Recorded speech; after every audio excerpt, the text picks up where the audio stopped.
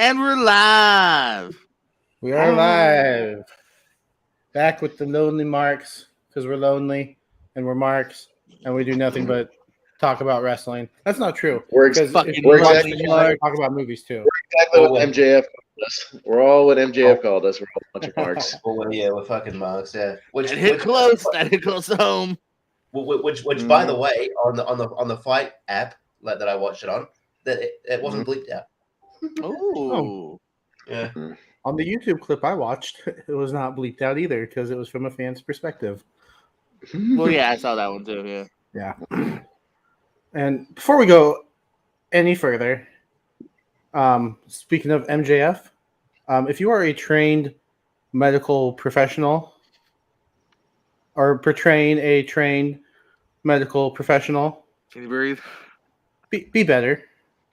Be better. That's not even trained, dude. Even people like me that don't know shit was still like, that's not right. I think I know more than the indie wrestler that was doing that because I've actually taken CPR classes and like certified like medical shit. And I haven't even done that, but I've seen a movie. I've seen like, you know what I mean, like life experiences. So Fuck. we'll get into how he got there in a little bit, but not too long from now. Not too long from now. We are reviewing Double or Nothing. I am once again Jacob Barber, still Jacob Barber. That is JPO Jordan Pierce Owens. Once again, not that it changes often. I am still JPO. Still JPO. That is. I did it right the first time. That is still Austin Pez Howell. How you doing, Austin? I'm either Austin or Pez, depending on what show I am. Like if it's Battleground, it's Pez. If it's this one, it's both. If it's Tier Ranker, it's Austin. You know what I mean? It just depends on what show it is. Oh, can we do that? Can I be Richie tonight? No, because this is Richie. No, that's Richie. Yeah. How's it going? If Richie wasn't here, Richie. Yeah, I could say something to that, Jordan. I'm going to say it right. I'm going to take the piss out of you. If you were Richie, you wouldn't go out in the first round in Classic. There you go. Oh, I know. I would have made it even farther. Man, fuck you. I'll beat you in trivia any night. When's the last time you won an ASAT? Fucking 2004? Were you doing it 20 years ago? No, but he still wouldn't have won. So I wouldn't have won. No, there's no. Can you imagine running a trivia league at 14 years old? Dang, Jordan? Mine was a compliment. Like, I wish I could be Richie. And then Richie's like, hold on, let me shit on your parade. Damn, Richie. It's funny. Yeah. What? Why do you have also Richie? The Yeti gangbang as your background? I don't know, because you like it. The Yeti. I won't deny, but yeah. I don't like not hosting streams. I want to mute him and remove him so bad right now. But only you have that power. Oh, okay. Here. Like me, you're doing it to me now, aren't you? Oh, you did it! Yay! You did it for me! And we're done. Richie. Okay. Jacob, you have too much dictatorial power sometimes. Yeah, I think I you do, go and I love it. Awesome. I love to abuse my power. Mm-hmm. I thought you were going to appear on tournament fights when tournament fights when was it what's the Thompson McKenzie movie? Leave No Trace when that got voted off. Yeah, I was this close, but I was watching on my phone, and Yep. I'm surprised that movie made it so far. I'm surprised any of you saw it. I've never seen it. Like that, there was only one. I think there's only like one person on the stream who had. Oh, it's all about the self. I sold that Chinese movie through like 3 rounds, bro. Like This Wandering Earth. Yeah. So I mean, so it can happen. I sold Silent Night, Deadly Night 2 to the whole Christmas movies, so it can happen. It can, and anything can happen on tournament fights. That's why Die Hard 2 is the best Christmas movie of all time. Yeah. What? Yeah, you didn't know that? I don't want to know that. And it's official by the 5 people that were on that panel. Yeah. It's like Kurt Angle is the best wrestler of all time, and the Dudleys are the best tag team of all time. No debates. You can't fight it. It's been voted. Voted on by Tournament Yes, Fight. you drinking Tournament Code Fight, Red. there it goes. Yeah, I'm drinking Code Red. Hell yeah. Code Red, yeah, of course. Yeah. It's just because I ran out of voltage. Shame that Amazing Red didn't have a match. We could segue into it. Speaking of a Code Red, anyway. Speaking of a Code Red, well, I don't Ladies think and anybody gentlemen, did. there's Richie. Catch him doing stand up. No, hopefully not with those jokes. Okay. Are we even now, Richie?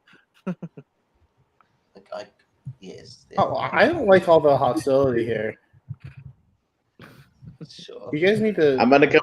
I'm gonna come for your stage show, and I'm gonna do it. Did you change my name? You have the power to change my name. I thought you did that. I was. No, I didn't even know the host has that. That's too much power. Yeah, hours every week. Sorry. StreamYard, I don't know about. Yeah. One of these days, I'm going to change you to a woman. You know what? I'm looking for the background with your face on. Give me a second. Well, change it to a woman, I like how and you're then doing that, and you're just not changing your name. Isn't Jordan a gender neutral name anyway? Yeah. Jordan Grace. Jordan Grace. At least you're not going to beat Richie tonight.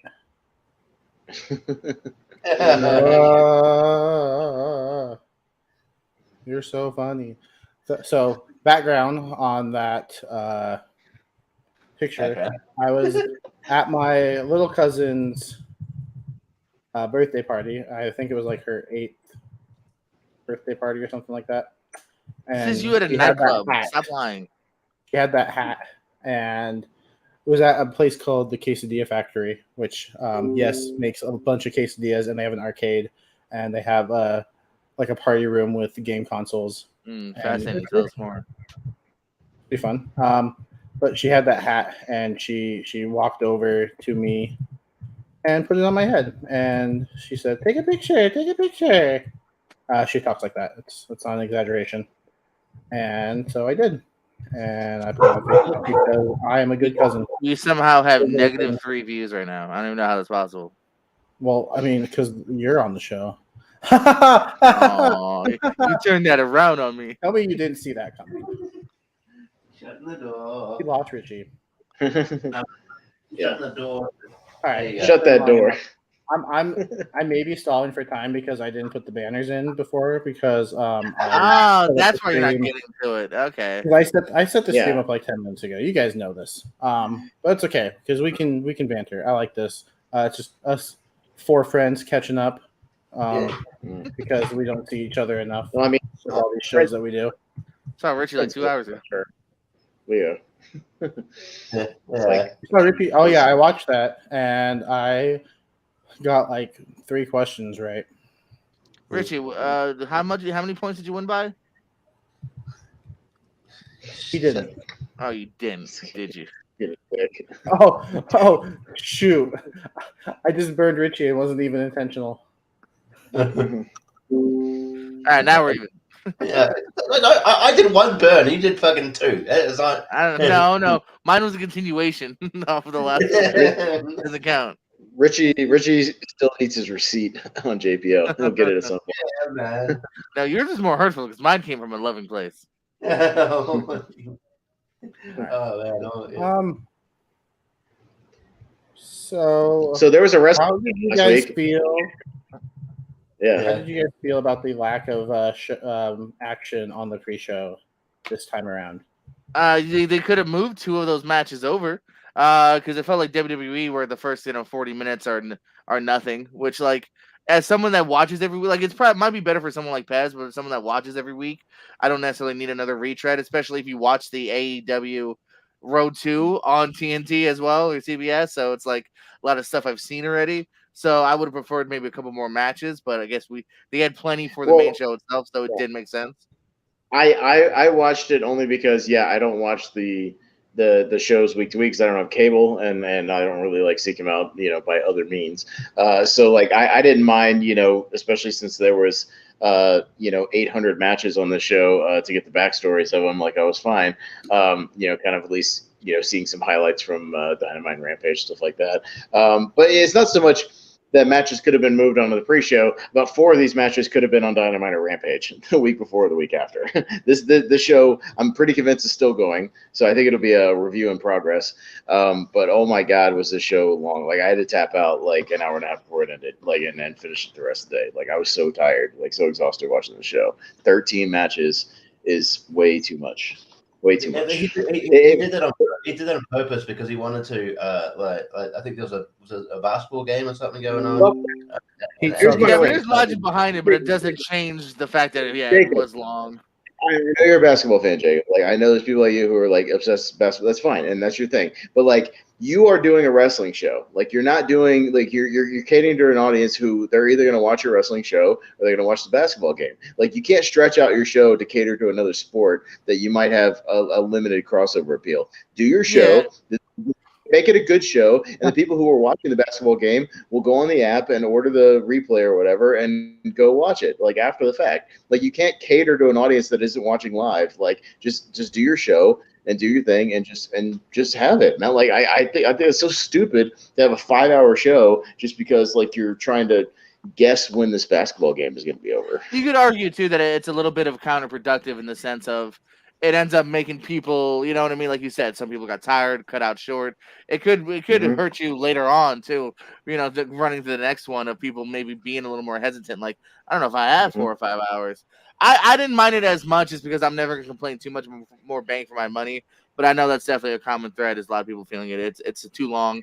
Every match is given time. There's 2 7-minute matches. Everything else is longer than that. As we go through it, I'm sorry, Richie. I'll let you go. I apologize. I just say as we go through the review, match by match, I will point out the 3 or 4 matches I think could have been cut from the show. Like I'll just say that. Yeah, I had that in mind too for at least 2 to 3 of them. Yeah, I have the same thing in mind. I just think sometimes, like also AEW, like I mean, like there might have been some crossover audience, but sometimes I don't know if what type of audience AEW is trying to attract. There's just like obviously you want to bring in sort of like your more casuals in, but sometimes they just assume. I feel like they just assume like we'll get into it. Sometimes they just assume that like certain people will know who certain wrestlers are. Like I remember when Butcher and Blade debuted, and like Excalibur was like, "Oh, that's Butcher and Blade." I'm like, "Yeah, who the fuck is that?" Like, I don't know who that is. They didn't bother to explain who that is, and then I mean, we'll get into it before, like you know, like I mean, most people probably know who Tanahashi is, but they didn't, you know, for people who didn't, they didn't exactly explain it. They didn't. Not everybody. There's still time to do that. You're jumping to Dynamite. There's still time to do that in the future weeks. Yeah. Right, but setting up this card for Forbidden Door, like I understand that there's a good portion of your audience that goes on the internet and watches New Japan, but like you're going to need to, as you introduce these people or start setting up the card for that, you need to give people like reason to know who they are. You need to show video packages to show what they can do. Maybe direct them to. That's been a problem of his for a while because look at someone like Danhausen. Like, if you didn't know what the fuck Danhausen was, they never really did a good job explaining what the fuck Danhausen is. Yeah. That's a good time to transition into the one and only match on the buy-in, which was Hookhausen defeating Tony Nese and Smart Mark Sterling. 5 minutes, 25 seconds. Yeah, which is surprising. The time. I mean, I know a Hook match isn't usually that long. I mean, this is a tag team match, and it's the only match on the buy-in. I mean, give them 10 minutes. I mean, they've done that before on the buy-in. Like Tony Nese is a great competitor. I'm glad he's getting a match on, and it's just the buy-in, but it's on a pay-per-view, and I hope they use him more. I hope Hookhausen continues because I'm liking the team up, but it has the potential to go into the more comedic side, and I think Hook is better than a comedic tag team. But I guess the time is the issue for me because they had an hour and they've been able to put on 3 really solid matches on the buy-in before, and this one I just felt like, all right, you guys got 5 minutes, go do something. Yeah, the last pay-per-view. Sorry.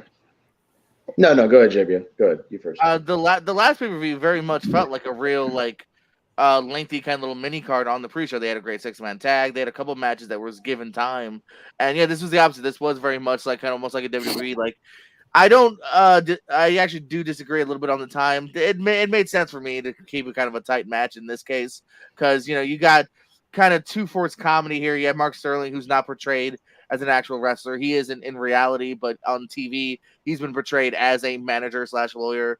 And then of course this is only Danhausen's second match, so the time does make sense. I'm sure will lead to a future lengthier like Nice and Hook match. We still haven't really seen Hook yet have a real like lengthier kind of back and forth match, so we're leading to that. That's why I was saying before, like maybe move Darby and O'Reilly or move one of the other ones to the pre-show to have that lengthier match. This wasn't it in my opinion, so the length does make sense. That's why I was saying move something else to have a bit of a more of a hook of like, hey, you like that? Tune in now because this is a good example of. I get what you did there. It's a good example of this was fun for us fans, but I don't think anyone whose money wasn't spent already was now going to be spent because of this match. This match was fine. It told the story exactly that I thought it was going to tell. So, and yeah, I don't know if I'd love the tag team of Hookhausen just because I kind of thought Hook was going a way different direction. So we'll see how long that lasts. Yeah, I don't mind. Sorry. One at a time. Let Pez go. Round table. Pez, you go. No, I mean, I pretty much agree with like most of the stuff that JPO said. Like this match should not need to be longer than your average Hook match, anyways. I mean, it's like Hook comes in, gets his shine, his little double leg takedowns, all that. Like gets the crowd going. Danhausen comes in, takes 2 minutes of heat, and then Hook gets the hot tag and does what he does. He just goes and suplexes the shit out of everybody in the ring, and Danhausen gets win. Like it didn't need to be anything complicated, but like you said, if they had put this match on first at like 7:30, right? Let him go 5 minutes. Play another video package or two, and then at 7:45, 15 minutes before the show, give Darby and Kyle 12 minutes to go out there and kill it, have some really good spots. It ends 2 or 3 minutes before they do the final push, the final run out on the card, and then there you go. Like that would have been perfect. Like, and you would have had the more workhouse match, come right afterwards. And this is just to showcase kind of the more character stuff. So, but I mean, it didn't need to be longer than what it was. Like 5-6 minutes is fine. Yeah, I don't. I'm not surprised at the time. I was. The finish did feel a bit out of nowhere for me. I thought maybe Hook would lock into the red rum or something like that. But it was just a suplex, and then Danhausen covered him with his foot. It's like, oh, okay, over that. But yeah, I'm surprised they didn't obviously they had lower matches, but I'm surprised this year they didn't go with the Battle Royal they're buying. You could have done the women and then have Athena debut there. Instead of, yeah, that's just a matter of booking. Like, what do you now? You're adding another match. Do you cut? What match do you cut? Yeah. That could have been a pre-show match, though. Yeah. Mm-hmm. So yeah, I mean, it was fine for what it is. I hope they do more with Tony Nese. I hope he's just sort of pretty much just on the same position he was in WWE, basically. But I think they do see more in Tony Nese. So hopefully he gets a shot in it because he is very, very talented dude. I could see it at one stage Hookhausen winning the tag titles, not anytime soon, but I thought maybe that Hook would go in a different direction. I thought in my opinion, he's gonna be the guy that eventually beats Ricky Starks, and that because that's the FTW title is made. I think it's made for him, and he'll probably just hold greats, but they don't seem to be going that direction at the moment. That's a cool idea. I don't mind that idea of Taz Jr. getting the FTW title. I like that idea. Yeah, sure. Yeah, seems tailor made for that. Yeah, I'm in agreement. Another match on the pre-card. Do you guys know how many people overall were booked on the show through all the matches? I'm guessing you have a number. 50, and that's not including the 2 debuts. Yeah, and that's still only half the roster. Julia Hart. Maybe even a third of the roster. There's 30 women that were not on the show that are on the roster. So yeah. Yeah. We'll get into how they book their women anyway. Yeah. Not a fan. Anyway. That was the buy-in. If they wanted that to entice viewers, I don't think it worked. But whatever. we kicked off the main show with Wardlow defeating MJF in a decision I'm sure nobody saw coming. Well, What a surprise! I was a little surprised that this was the match they kicked off with. yeah, I think usually they like to go with a match that's gonna like get the crowd hot and More of a banger. I guess it's more of a feel good moment starting off with that. I mean, the crowd was into it. At the end they were chanting "You deserve it." And Wardlow did look a little emotional. I think he's just like overwhelmed at the fan support that he has because he's gotten really over lately. And I'm enjoying the character work he's doing, but so yeah, I don't think there's any surprise at the result. The thing that does surprise me is how little offense MJF actually got in. I see. I don't think that's surprising. I think this went exactly the way it was going to. And the people were speculating, oh, is MJF getting punished because he didn't show up to the signing or whatever, and he's got issues. I'm like, no, I don't. I think we've been conditioned by WWE to think that, oh, this person's going to get punished for certain things because of this. But I don't think they're in that business of doing that. I think this match was exactly, they're building him like sort of Goldberg. So this is exactly how this is going to go. I mean, don't forget too. Even when Wardlow fought CM Punk, it was pretty heavy Wardlow. Like they've been building this guy as a pretty unstoppable guy. So 7 minutes 32 seconds. It's still way longer than the normal Wardlow match. You had your teases of maybe MJF's going to turn things around or use the ring, but then Bryce saw it and whatnot. So yeah, I think this kind of went the way I thought more or less it would go anyway. You have MJF teasing at the beginning with the airplane. All the rumors of him being there or not. One of the many reasons why this is, I think, obviously a work. Them teasing this music for a little bit too before he finally shows up. They know he's in the building or not. Like they're not going to play the music if he's not there. So another big reason why this is a nice fun work they're going with here. So Wardlow gets that big win, feel good moment. I do agree. Usually they start off more with like a banger. You know what I mean? Like than they do with like kind of more of just a storyline match, but.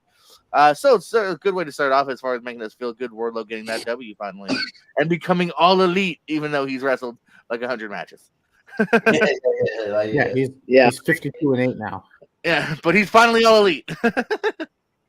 I took it going on first as maybe and maybe it's something that wasn't really there, but like as Wardlow said, like as soon as I get my hands on you, like I will beat the shit out of you and destroy you. Like that's just a guarantee. Like that's what's gonna happen. So maybe it was a thing where like I took it as Wardlow was like, I want to go on first because I'm not gonna wait another minute past like the start of this pay-per-view to get my hands on MJF. Like you're gonna let me get my hands on him as soon as this pay-per-view starts. Because like that's what we signed a contract for. I like that, but they never alluded to that. I like that. They never alluded to that. I kind of put that in my head, but maybe they should have done something like that where it's like maybe in the contract or something, it's like we got to go first, like number one. Like that's the only way like we're gonna do this match. But like him coming out, like all the promos ahead of time was like, like as soon as I get my hands on you, like you're done for, and that's why he was holding him back, like where they weren't having any physical contact. And realistically, if Wardlow has no problem going through 20 security dudes, why should he have a problem with 200-pound MJF, like one-on-one, toe-to-toe? Like that. So that to me, it made perfect sense. Like he should have a guy.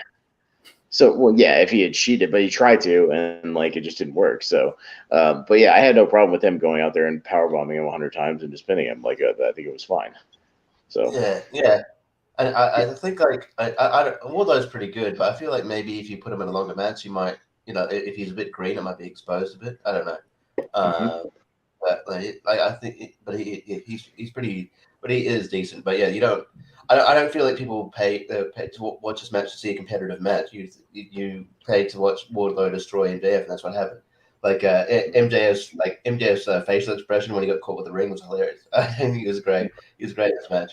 And I didn't think like people go, oh, that match just got odd. I'm like, no, it was exactly how I thought it was going to be. Mm-hmm.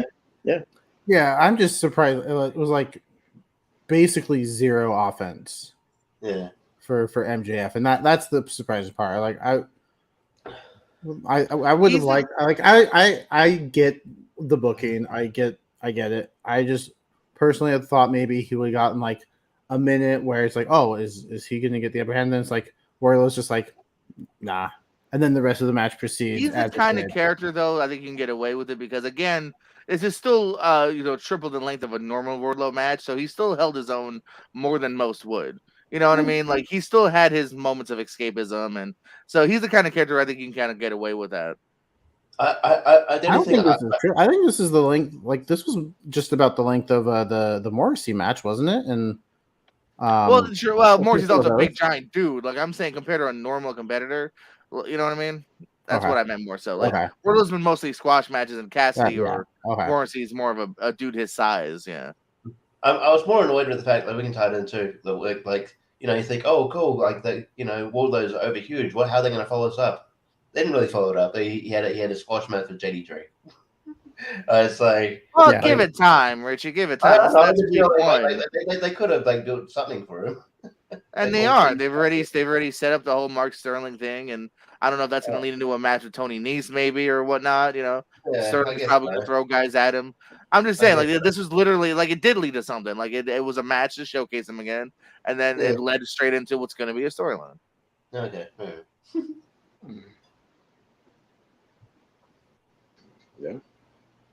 Yeah. Oh, sorry, we were being spammed by a Nazi.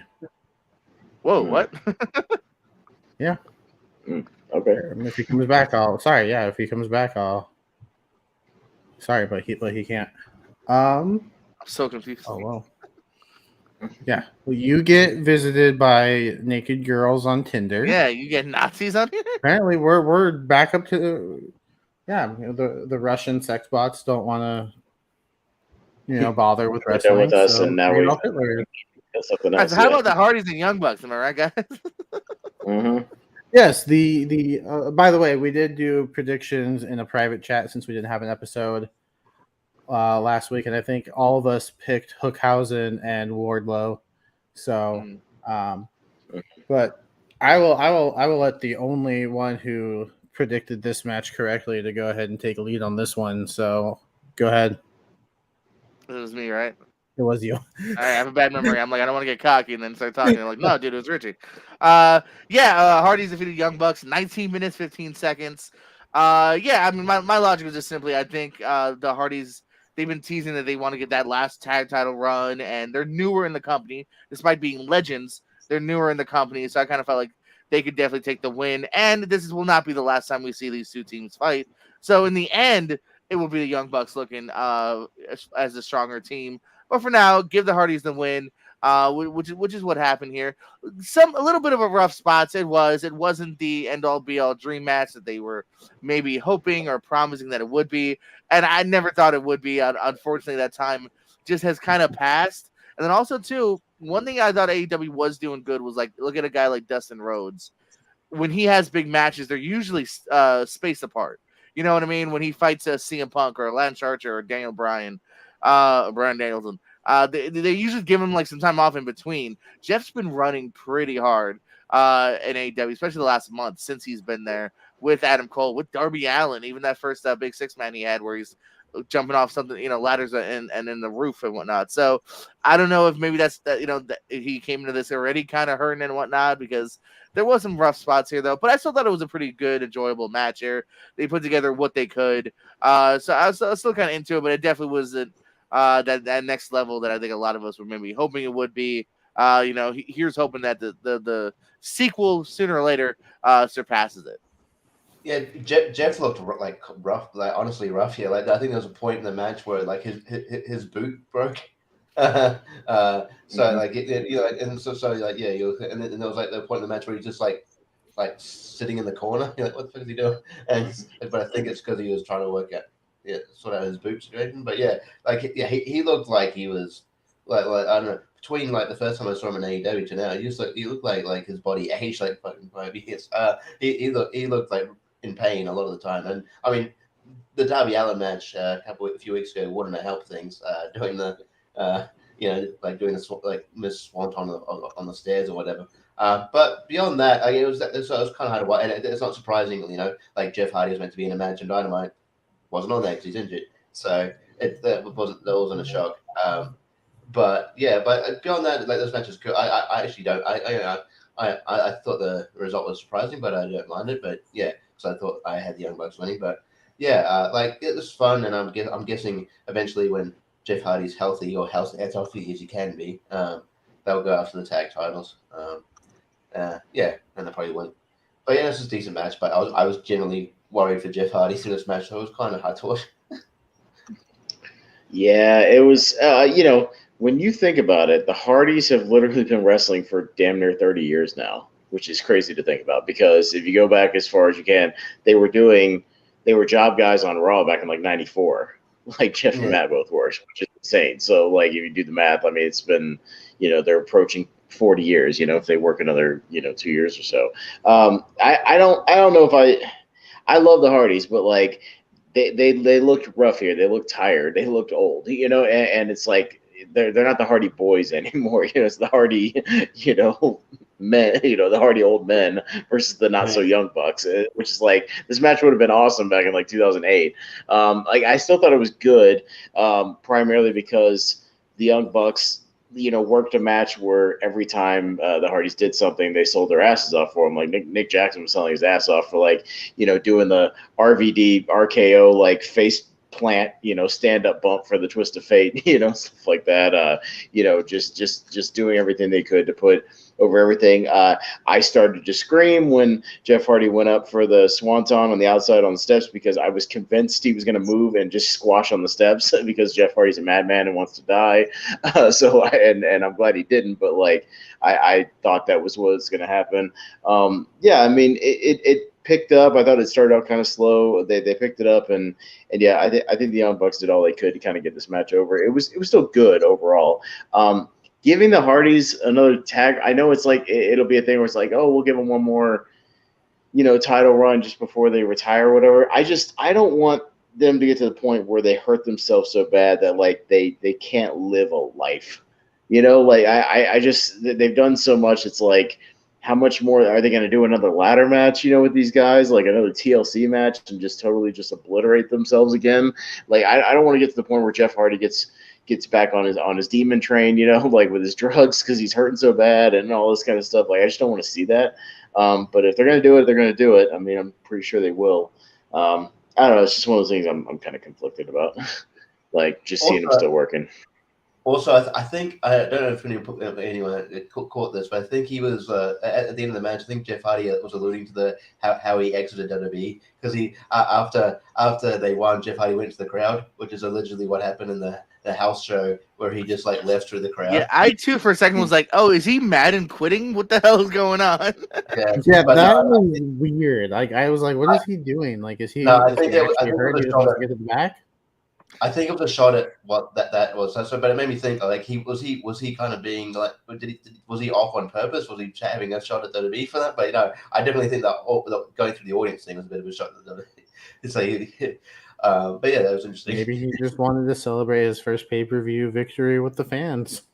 Maybe. Yeah. Maybe he had to go take a dump and he was just like running to the nearest bathroom and the nearest one was like first couple of rows. Like, no, you gotta go celebrate first. Oh, okay. I don't know. Okay. I don't know what happened. I thought this match was good, especially the last half when they picked it up.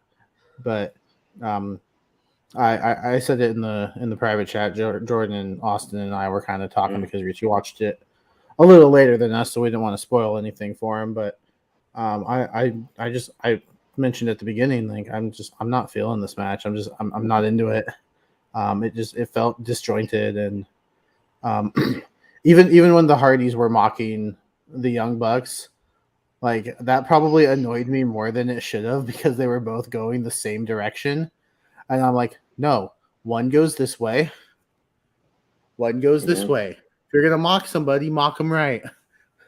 At least, so it's like, come on, Jeff, are you out of it? And then, like, throughout the rest of the match, like I was a little concerned for Jeff. I was like, at first I thought, oh, maybe they're gonna do a boot spot and his boot comes off. No, his boot just messed up. But towards the end of this match, I really enjoyed it. They got me with the false finishes. I thought there was a point when the Young Bucks were taking it. There were points when I thought the Hardys were taking it, and then the Hardys ended up taking it. And I'm not disappointed in the finish. I just thought some especially based off the result from Dynamite, where the Young Bucks pinned the tag team champions. Spoiler alert for a match later on. I thought they were on their way back to title contention, and now I'm confused. what they're doing with the tag team titles, because the Hardys beat the Young Bucks. If they're on the way to another triple threat, no thank you. It'll be like the third pay-per-view in a row where the tag team titles are contested in a triple threat. Man, that Tony loves multi-man matches. Even on this card, he loves multi-man matches. A 10-man, a 6-man, and a 3-way tag. He must have Two really- 6 people tags. Oh shit! Yeah, sorry. He must have been a huge fan of Impact from like 2005 to 2000. Well, even now. No, he's a fan of PWG, man, which is why he always has the Young Bucks and Rick Knox go out there and have scramble matches. Like he's a PWG mark, like as well as a Ring of Honor mark. Like I can tell because every time they have these 6-man scrambles or trios matches or whatever, Rick Knox is always the damn referee, and he always did the crazy spot fest matches in PWG. Like if you go back and watch Rick Knox is in every control shit. Yeah, because he just stands there and doesn't enforce any rules, like which is another criticism. Like there's no rules whatsoever in these matches; they just do whatever they want. But yeah, like that's how I always know it's going to be some crazy spot fest, especially with the one we had coming up. Like it's just that's what it is. This was also the start of a string of 4 matches in a row With the that had interference. some outside interference. Mm-hmm. Yeah, which I hope doesn't become a super congruent thing because I felt like they didn't do that much when they first started. It felt like Ring of Honor to me, where a lot of shit kind of ended more up and up, and there was a lot of that this month. This show, I think even Dynamite pulled a little bit of that. Also, it didn't happen on this show, but shout out to Brandon Cutler, who went like was it last week on Dynamite, dressed up as Lita. Going full leader, yeah, hell yeah. Shout out to Brandon Cutler in general. A really good stooge. Talk about commitment to character.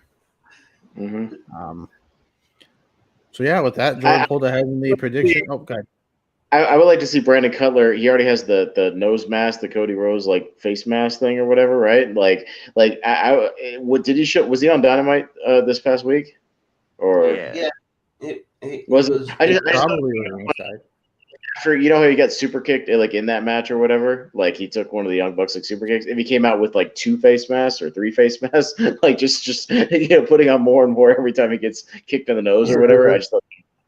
Extra protector puts on like a motorcycle helmet or something, something else to protect his. Like they just build up where he has more and more shit like putting on like every time he gets like hit by something. He gets kicked in the chest protector, the D'Lo Brown thing. He just keeps wearing more and more stuff. Like I think that would be kind of funny. To where he's out full ball gear and hockey gear or whatever. Something. Eventually, this comes out of full body cast. Yeah. Just walking out he looks like the Yeti. I don't know. Just an idea. So, If I was booking. He can pull it off. I like Brandon Cutler. I think he's under. If it's a dumb stooge, heel, like you can pull silly stuff up like that, make him because you can embarrass and humiliate heels, and it really doesn't matter. Like something like him. Yeah, no, he suits his part well. Like I do. I give him props. And there was a random point in the match where the crowd started chanting Brandon Cutler. And he's getting over. He's one of those sneaky guys that are getting over. He makes most of what he's given, even if it's like even the leader thing was kind of background to the Bucks and Gangrel, but it still got over. Yeah. All right. So with that, Jordan pulled ahead in the predictions 2-1, and he kept his lead because I'm pretty sure once again we all predicted this one correctly. Jade Cargill defeating Anna Jay. My first match on Rampage instead of this pay-per-view. This match should not have been on the show, like at all. I feel like they wanted a TBS championship match, and this is built very quickly. It's like, Anna Jay comes out, I'm going to challenge you. It's like there was no build up whatsoever. Just like it was just like, we need something, Jade Cargill on the show because we're doing that thing. We've got Athena coming out. We need Jade Cargill on the show. It's like build build a credible opponent. Like there was like a few weeks ago, like Marina Shafir. You know, they did a good build up for Marina Shafir being the challenger. Like, why couldn't you just hold that off to the show? Jake Hager and Marina Shafir, that'd be all right. Yeah, but Pez and Richie said kind of how I feel. This is my first of 3 nominations that I feel definitely could have been just anything else on a Dynamite, on a Rampage. I don't want to sound like a hypocrite because you know we always say WWE doesn't have their titles on pay-per-views enough. Look at WrestleMania, no IC, no US, but this does feel like a shoehorned in. Like, oh, we don't have Jade on this card. All right, good old Anna. See, she's reliable. We've seen Anna Jay challenge for titles before. This much, and like Richie said, this was a very quick build. It was one of those super lackluster. Like, oh yeah, they had an interaction like once. Like, you know what I mean? So this was very much a throwaway, and probably, well, not a bad match. Probably my least favorite match on the card, even from quality wise. This could have been cut on a couple different levels. So yeah, this was okay. 7:25. It's the shortest match on the card. It's actually shorter by 10 seconds. Than Wardlow and MJF. So yeah, it was okay, but totally could have been a Dynamite, a Rampage match with a lackluster build, and was there to get Jade on the card and to fill time. There's no other reason. It was to build up who came out afterwards. It was just to build. And to give Ember a reason to appear as well. Good point. It was honestly just to set up. Yeah, it felt like a TV match that was just set up for a bigger match. And Stokely Hathaway. Let's talk about. You gotta set up Stokely Hathaway. I'm happy to see Stokely. I think he's a great talker. That was my hopes, was that he wasn't stepping away from wrestling. That maybe AEW just gave him a better offer. Obviously, his contract was up with NXT, and it was probably like an Adam Cole situation. What they were promising him was probably, we'll keep you around NXT, or maybe we'll get you on Raw or SmackDown. And AEW probably just had a better offer, so I'm glad to see him there. He's a good talker, interesting dude, and I'm happy for Ember Moon too. I think she's a good wrestler, and I'm down for adding to the women's division. Can I put out now that like I am like this ties into Dynamite, but like I'm getting like AEW can be so lazy with their women's booking. Like how many times have we seen a match get built up with Tony Schiavone is interviewing someone, and then it's like, I'm going to beat you, and then the person comes out and goes and then starts arguing with them, and that's the build. That's boring. You do that every time. He does have his tropes. His tropes are very much shining through right now. Being 3 years in, he has his tropes. My God. Yeah. I would have been okay if this match wasn't on the card. I'm not saying it's a bad match. Like, I'll probably agree that it's one of my least favorites of the night. To be honest, I didn't even know the match was happening until Richie sent the card for us to make predictions in the chat. And that's not good. So, yeah, I mean, and then, yeah, we do poke fun at WWE for not putting their titles on the big cards like the IC in the US at WrestleMania. Well, I mean, let's be honest. It's called the TBS Championship. I feel like if it's only defended on TBS, it's not necessarily a bad thing. I mean, you can save like the really big matches for pay-per-views, like a Double or Nothing, because it does feel like one of their bigger shows. They do that a lot with the TNT title. The TNT title has been left off multiple times, even with the champion, like this show, the champion's on the show, but the title's not. So yeah, I agree. I wouldn't mind it definitely being on pay-per-view as much as possible. But if there's no room and there's no build, don't shoehorn in it. Yeah. There's a reason like the TV title in WCW wasn't defended much. You know what I mean? It's like TV. This match was for the TBS title, defended on TBS. That's it. End of story. Yeah. Just TNT title, you defended on TV. You know, why was Scorpio Sky on the show? Like, that match shouldn't have been on the show either. But I mean, just to jump ahead, but like that would have been a great Dynamite. Spoiler. You know, like again, this match. It was only set up. I feel like this match only happened to start with 2 people and to end the segment with 8 people in the ring or whatever it was. You know, like it was just. Yeah, that felt like WCW. Like, felt like some Thunder shit. Like, whatever. I have my WCW allegories throughout this whole thing, but that I'll point them out as we go. But that felt like something out of Nitro or something. So yeah. Like, I don't know. You couldn't figure out a better way to debut Athena. I don't know. I just felt like it was just set up to. We're at the end of 7 other people coming out. Like, that felt anticlimactic, but yeah. Athena Palmer. Who? Athena. I don't know if Bleacher Report was just adding a last name when I was looking at the results from Dynamite because I didn't get to watch it live. But they did call her Athena Palmer. Oh, That is was she mentioned married to on the Matt show. Palmer? Hmm? She married to Matt Palmer? Yeah, he's married to Matt. I don't know, Yeah. but this feels like one of those cases where you can take the WWE route and cut the last name because Athena is just a pretty cool name all on its own. And I don't Athena- know how.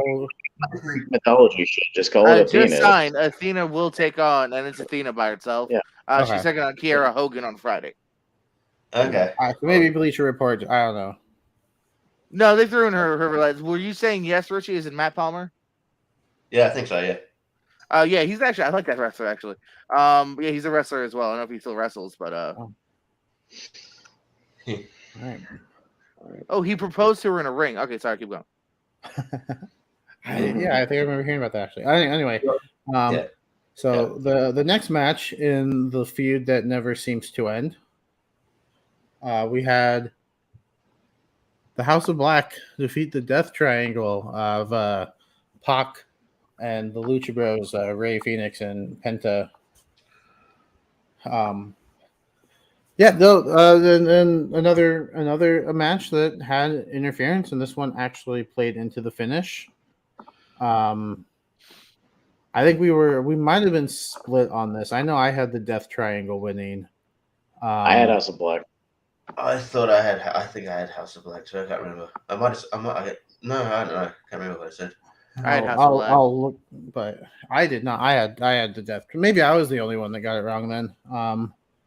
I thought it was just time for, the Death Triangle to get one over on the House of Black. But hopefully the House of Black winning means Triangle. Jordan had House of Black. Jacob had Death Triangle. So me and Jordan. Okay, so Death Triangle. All right, fair enough. So I thought this was one of the matches of the night. I actually love this match. It's the best match of the night. Best match of the night. I thought this match is really, really good. I'm glad that Buddy Matthews gets a showcase here because he's very good. I'm not biased because he's Australian, but I think they need to do more with that guy. I will say the only thing, it's only right, but they built up that Julie Hart thing for ages, and so I'm but to the point where I forgot about it. I'm like, oh yeah.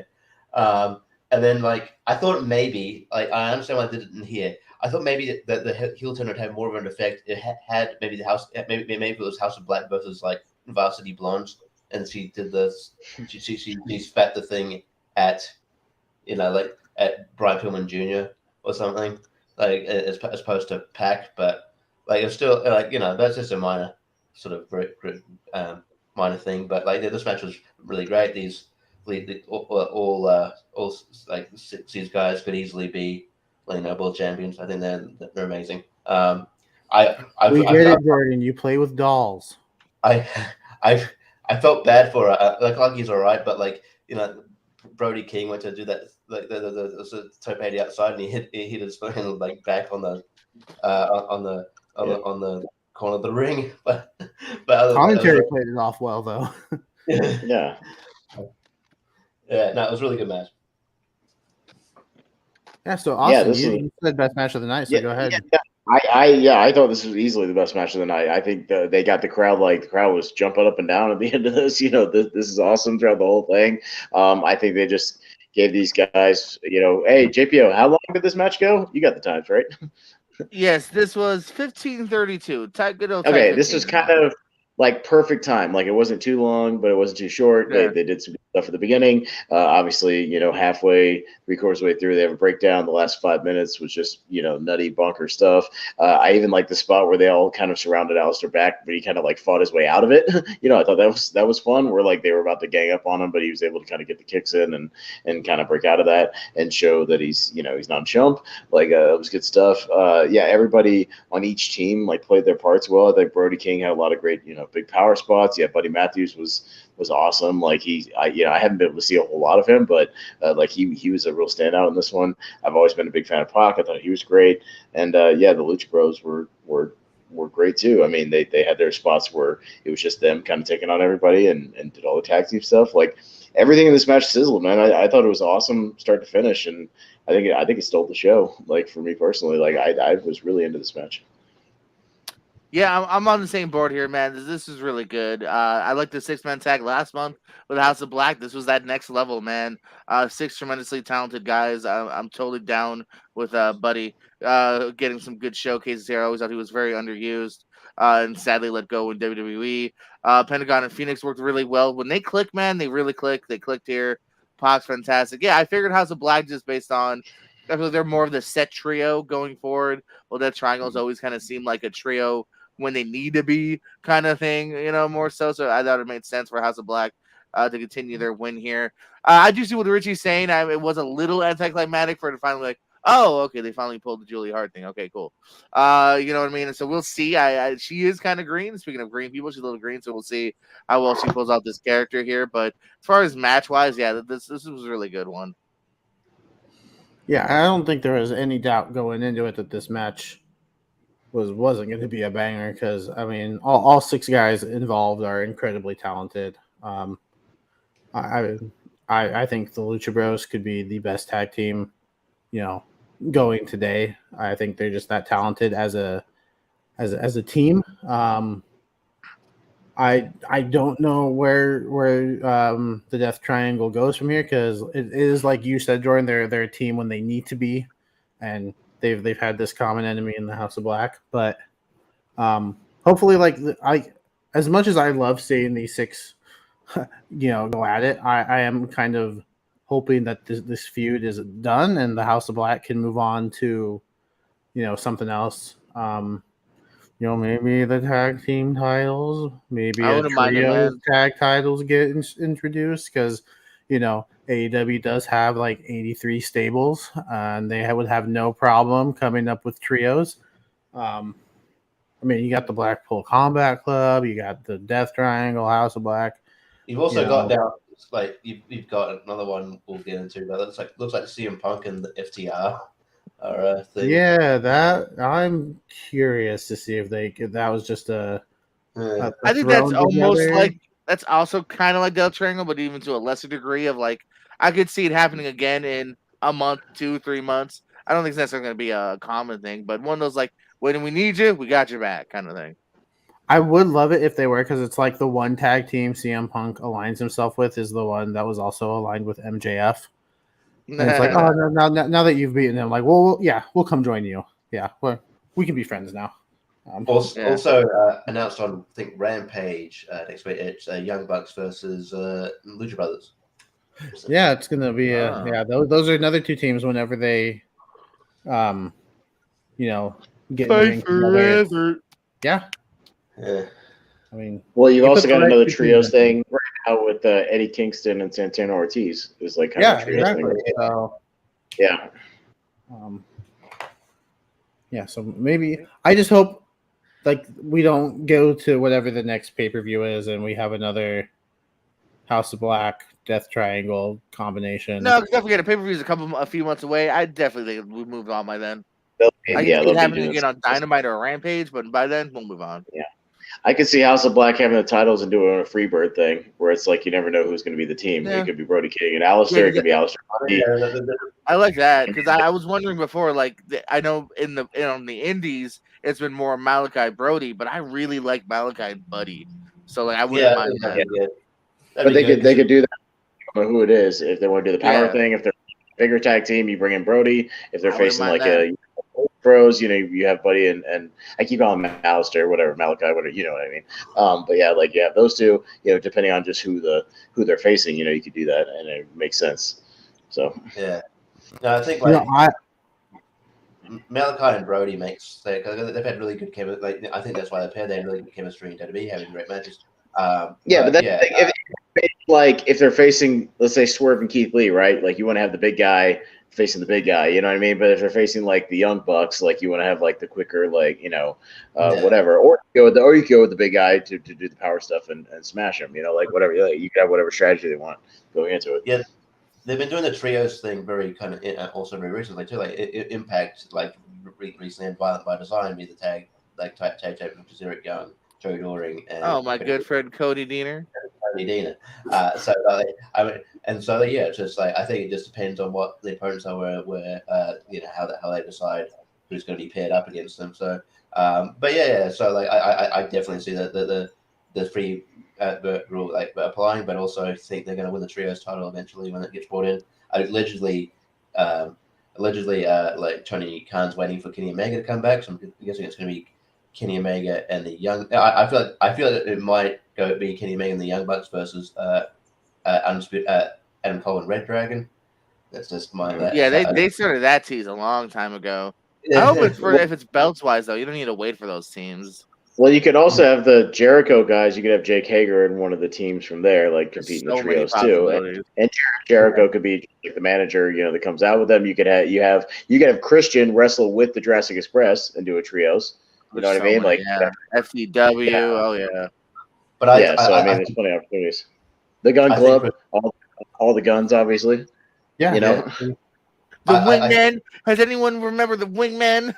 No.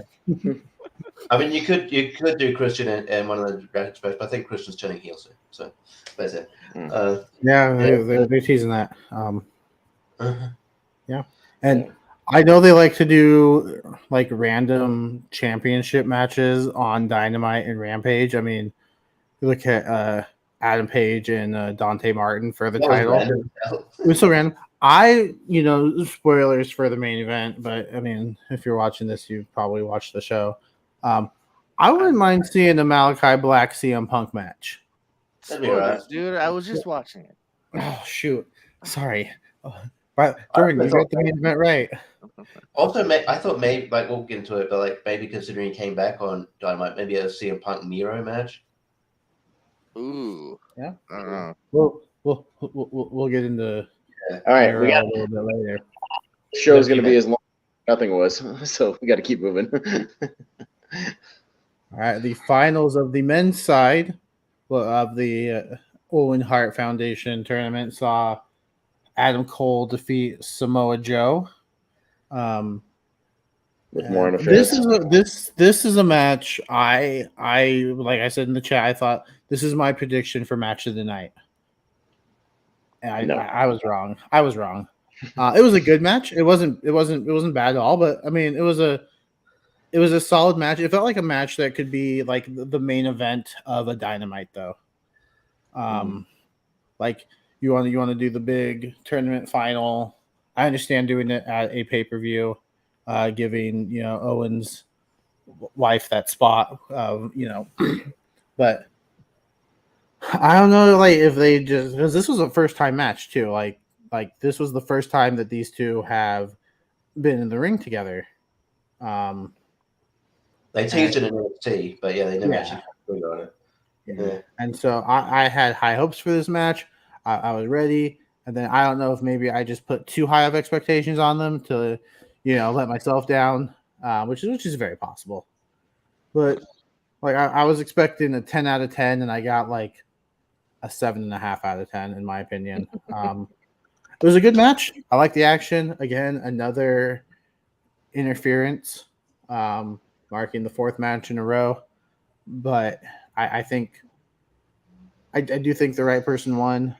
I don't think Samoa Joe needed the win. He's got the Ring of Honor television title, right? Yeah. So hopefully he starts doing more with that now. He's got that feud with Jay Lethal. Hopefully, that comes to a head. But I like the Adam Cole win. It kind of made the following match a little more predictable, in my opinion. But I got that one wrong. I'll get to the whole Britt Baker realization in a second, but I had the same thing. I had the same thought. This was a good one here, man. As you said, maybe expectations too high considering who these guys are, but this was a good one here. Was it 13, 18 is how long they went. I agree, Adam Cole, I think needed the victory a little bit more, even though Cole's a big star himself. Joe's a champion, and he's fucking Samoa Joe. So, you know what I mean? Like, you can do whatever you want to do with him later on still. You give Cole the nice big win here to set him up a little bit more. Now, this is technically, as far as championships, his biggest win in AEW. So, I like the match. Like you said, it's not the show stealers maybe some had hoped, but hey, man, 7.5, which I agree with. Ain't too bad. As soon as I saw like Adam Cole was wearing the pink and the black tights, I'm like, oh, he's winning. And it's similar to next match. I did like that. Yeah. I like that, yeah. I'm like, okay, he's winning. Yeah, and yeah, like I think I also maybe had high expectations for this match. Like it was just a bit more slow paced than I thought, and it was a good match. They had good chemistry, and like with and Adam Cole working like the shoulder most of the time. That was a good match, but then like when the distraction and then Adam Cole hit the boom, whatever, the knee. I actually thought Samoa Joe kicked out. It felt a bit anticlimactic. I'm like, oh, okay, that's what it took. But yeah, no, it was a good match. But I feel like they're capable of having better matches. So with each other. So hopefully we get to see them again down the road. But yeah, like I didn't expect Samoa Joe to win because he's like sort of. He's our Shogun champion. He's sort of tied into a feud with Jay Lethal and Sanjay Dutt, and so I do wonder when they're going to pull the trigger on that match. So I don't know. I don't know. Is there something in the pipeline where there's another Ring of Honor show coming up? Like that's my wonder too. Yeah, are they trying to milk this to get to the next Ring of Honor, which they still haven't even set a date for, let alone you know what I mean, actually building and holding off. So I don't know. I don't know if they were just trying to get past this tournament because they did do a bit of a follow-up on Dynamite where they showed it and they attacked him at the pay-per-view. So I don't know. I agree. I wonder like how much longer we're gonna milk this and them and their new shitty Khali.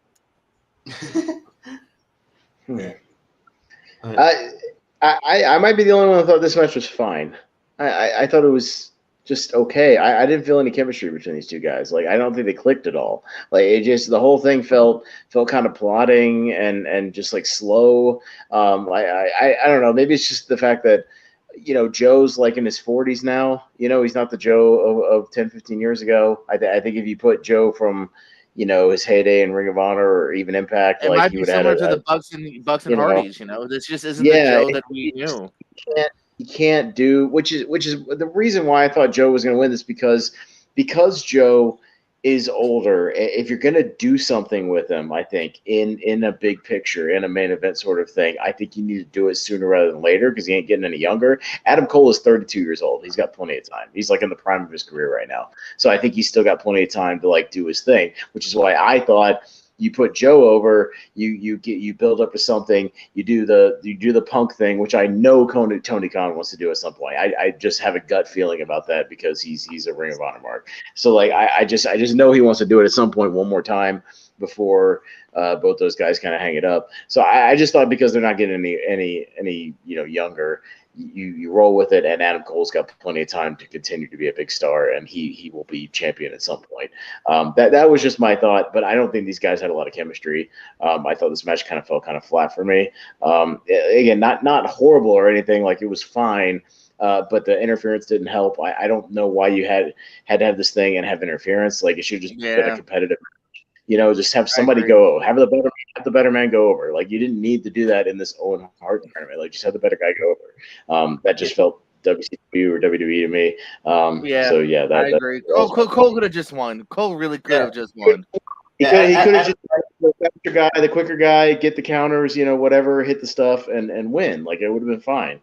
Even if he cheated a little bit in his own right, I would have been more cool with him needing help. Sure.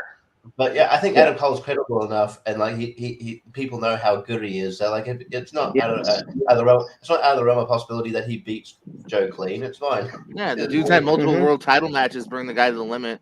You're telling me he can defeat a guy 10 years older? Like, come on. Yeah, he can win. Unnecessary, booking logic. Yeah. There you go. Right, and then on the women's side, we had Dr. Britt Baker, DMD, defeat Ruby Soho for the women's side. And yeah, Jordan, take it. This is when I knew I picked the wrong person because as soon as Baker came out, dressing just like Cole, I was like, shit. That is such a good image. I said it out loud in the room. I was with Wheels and Tiny and everyone, and I was like, that is such a cool image. I know they're going to end on that. I know they're going to end with Cole and Baker, the power couple, looking alike, holding the trophies. And that's when I knew my poor girl Ruby, because I really thought Ruby, man, they've been building this girl as, I've never won a title. I've never won the big one. this is it. No, it's not. All right, well, this is it. No, it's not. So they got to kind of pull the trigger on Ruby sooner or later, or else you're really going to kind of kill any steam she has if you haven't already. But yeah, once Baker came out dressed as the fucking same outfit, I was like, that's a cool image. They're going to end on that. And they did. I think I thought they had a good match. Again, more kind of the ending stuff here going on. 14:52. They actually went a little bit longer than the men's did, actually, which is good. Good shout out to times on that. I feel like when WWE had a king and queen of the ring, their entire tournament was shorter than half of the men's matches. So I'm glad that at least they're given time to have a full on match here. I really like both of these here. Again, I feel like Baker didn't need the win. That's kind of my problem booking wise. It's like Baker's been your former champion. She will be the champion again one day. I guarantee it. I really felt like Ruby could have won that big one. And it was kind of interesting too. Two evil people, two heels technically, walking away the Owen Hart Cup of Champions. And also they let Martha talk a little too long. But I guess you don't want to time her. So and you wanted to kill time anyway. So yeah, I as soon as like they said, oh, after this we're gonna have like a presentation. I'm like, okay, you're gonna have the couple do it. It's just it's obvious, and I'm like, okay. It is also a shout out to Rich Ward from Fozzy doing this shredding, and also shout out to Rancid.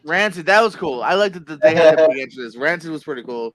If you've ever seen, it's actually a really nice moment of when Ruby gets the clearance from Lars to do the song. It's an actual, it's a real organic moment on a podcast. He's like, I don't know what I'll come out to. And he's like, well, why don't you just come out to Ruby Soho? Oh my God, you would let me? It's a really cool moment. So not surprised that he got them to do it. There was a really funny moment. I think it was on Rampage maybe a couple weeks ago, where like Ruby saw his own commentary, and her and Chris Jericho are arguing who's a better friend of Lars Frederiksen. That was funny. That's funny.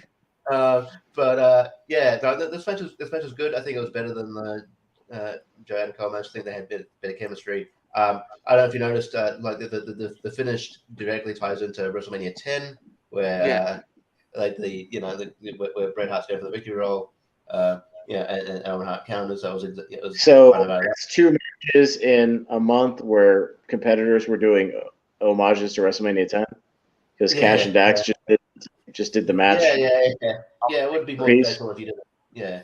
Yeah. Weird.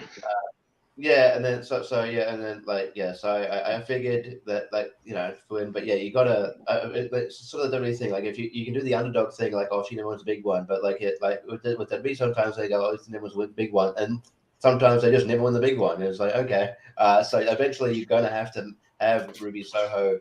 I don't know, maybe win to the TBS or win the women's title the main women's title to actually make it mean something. Otherwise, she's just going to be another woman on the roster.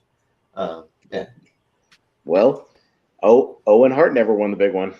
Think about it. No, he's never champ, never the world champion. I mean, he never won the big one. So, why has nobody not mentioned that Ruby Soho did the worst sharpshooter in the history of submission holds? The absolute tried it over and over again and could never get it right. That was absolutely horrendous. But yeah, other than that, it was a fine little match. But yeah, I felt like you build up Ruby. I think people are not that people are over Britt Baker, but I think the crowd was ready for Ruby to win that big one, and he should have just done this. It didn't have to be the women's title. She could have won this, and it would have been a cool thing. But coming out with a Rancid entrance, having the big win, and then you go wherever from here. But that was just strange. We all had Ruby Soho in our predictions. Not a single one of us going over.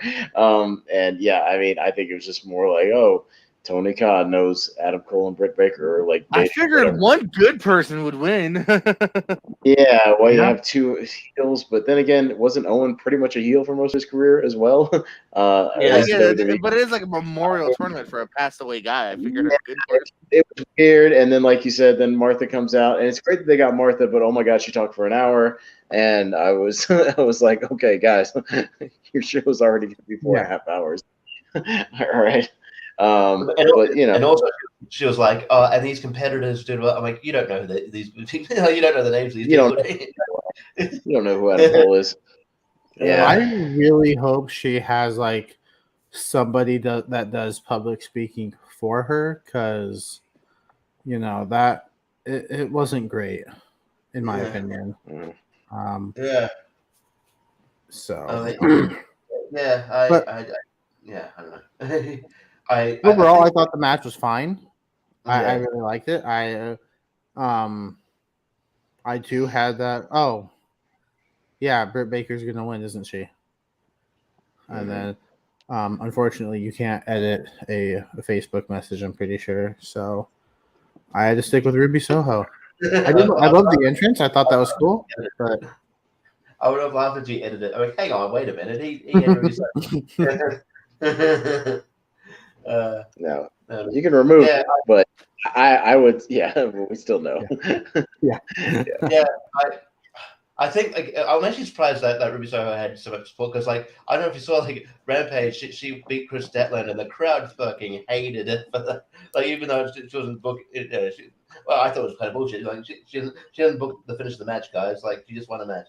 But like, Chris Statlander's really getting over, and they wanted Chris Statlander to win. So I was hoping, I mean, not hoping, but I was expecting that maybe Ruby Soho would be getting booed in this match because of how the backlash she got from it. But like, I'm glad she didn't, because it's not her. It's not her fault she won the match.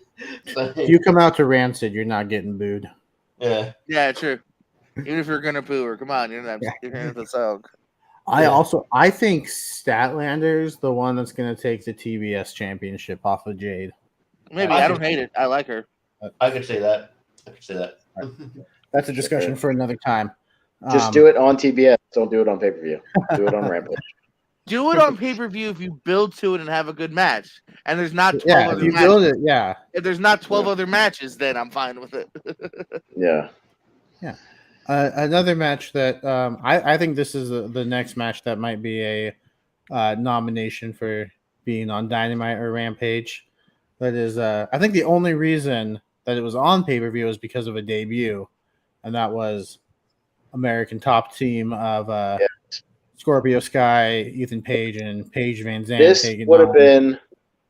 This would have been a fantastic storyline, fun, spotty-based Dynamite main event.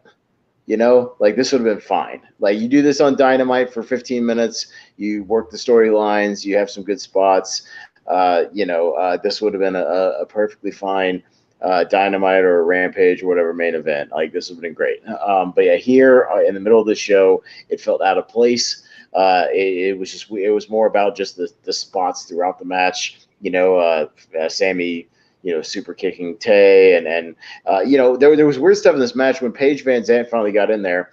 And I was looking in the background, and while they're just doing their spots, her and Tay, Scorpio Sky, and who's the team? I can't even keep up with all the people on this damn roster. Ethan Page. I don't even know who Ethan Page is. But like, they were just like leaned over under the turnbuckle on the outside of the ring, just watching. And I was just like, why is nobody jumping in, doing something? Like, everybody's just watching. It was just weird while they did their 4 minutes worth of spots. And it was like, if you're going to build her up as this, MMA fighter or whatever, she should just destroy her with something, Ronda Rousey style, and put her in a submission and do something, and maybe somebody breaks it up or whatever. But like, they just showcased how green she was, like putting her in the middle of the ring for like 4 minutes with Tay, and it was just very strange. Yeah, So, I was surprised. I've not really been into this feud at all. I feel like Sammy and Tay just kind of shoehorned in here because like Cody and Brandy left, and they're like, oh, we need another heel couple. But then like it was never an idea to make Sammy heel, but her and Ty being so obnoxious that they just turned it, and then the crowd just turned on them, so they turned him heel. But which made this match weird because the only babyface in this match is Frankie Kazarian, and it was just it's weird, and it's like. Yeah, I don't know who to root for here. It's straight. I just want Frank to win by on his own. And yeah, like I don't know. I guess I wasn't not into this feud, so I wasn't in this match. But I think the finish, like if you're gonna make a big debut, Paige should have tapped out Ty. But anyway, that's yeah. Yeah, spot on. This is definitely my second nomination for easily what could have been cut. The build of this was even lackluster. We haven't seen Van Zandt on TV in a couple weeks. I know she was busy modeling or whatever. So like there wasn't even that much of great build. They finally signed this for sure the last second here. She is new. This is why Jacob's right. This is why it was on pay-per-view because they wanted to showcase Van Zandt. But it's exactly why this shouldn't have been on pay-per-view, is because she wasn't very good. And not that she necessarily should be that good because it's her first match. Put that on a Dynamite. Put that on a Rampage. Get her to be better before you make this a pay-per-view match. We already have a 6-man tag, so it's the second 6-man tag. Easily the worst of the 2 6-man tags. It's not even. It's hard to judge because the other one's great, but yeah. And as Richie said, what a weird build this has been. Sammy and Tay have turned heel, so the only person that we kind of care about is Frankie, but he's also only had one match on television. Everything else that Frankie's done the last year has been on Dark. So if you don't watch much Dark, you're not even that invested in him to a large degree. So yeah, this was just a very cold match that it had a couple flubs and was easily right up there with the TBS matches being just the least thing I'm invested in. This definitely should have been a Dynamite or a Rampage match on multiple levels. 12 minutes 5 seconds. Mm-hmm. Yeah. What do you think of Ty coming out as Maleficent? It's like, okay, we get it. Hey, they had a cool pay-per-view entrance. That was the best thing about this match. This is my least favorite match of the card. Yeah. I was not into this match, which is crazy because I think, at least all the guys in this match are, really good talent. Ty Conti is I like her. She's pretty good. I like Conti too. She's not a leader though too. I can Yeah. see why Van Zandt and her. But it's hard to tell because this is Van Zandt's first match, so you don't know what you're gonna get from her. So I didn't really have any expectations on her. But I am so over Sammy Guevara and Ty Conti. If they went away for a couple months, I wouldn't miss them. I'm not fans of their character work right now. And there used to be a time when Sammy Guevara was one of the most over people in the company. He was so over with the fans, and now it's just if he's not on Dynamite this week, I'm not gonna care. If he's not on Rampage this week, I'm not gonna care. I mean, he has some good moves. He can make some good spots, but as far as character work, I'm over it.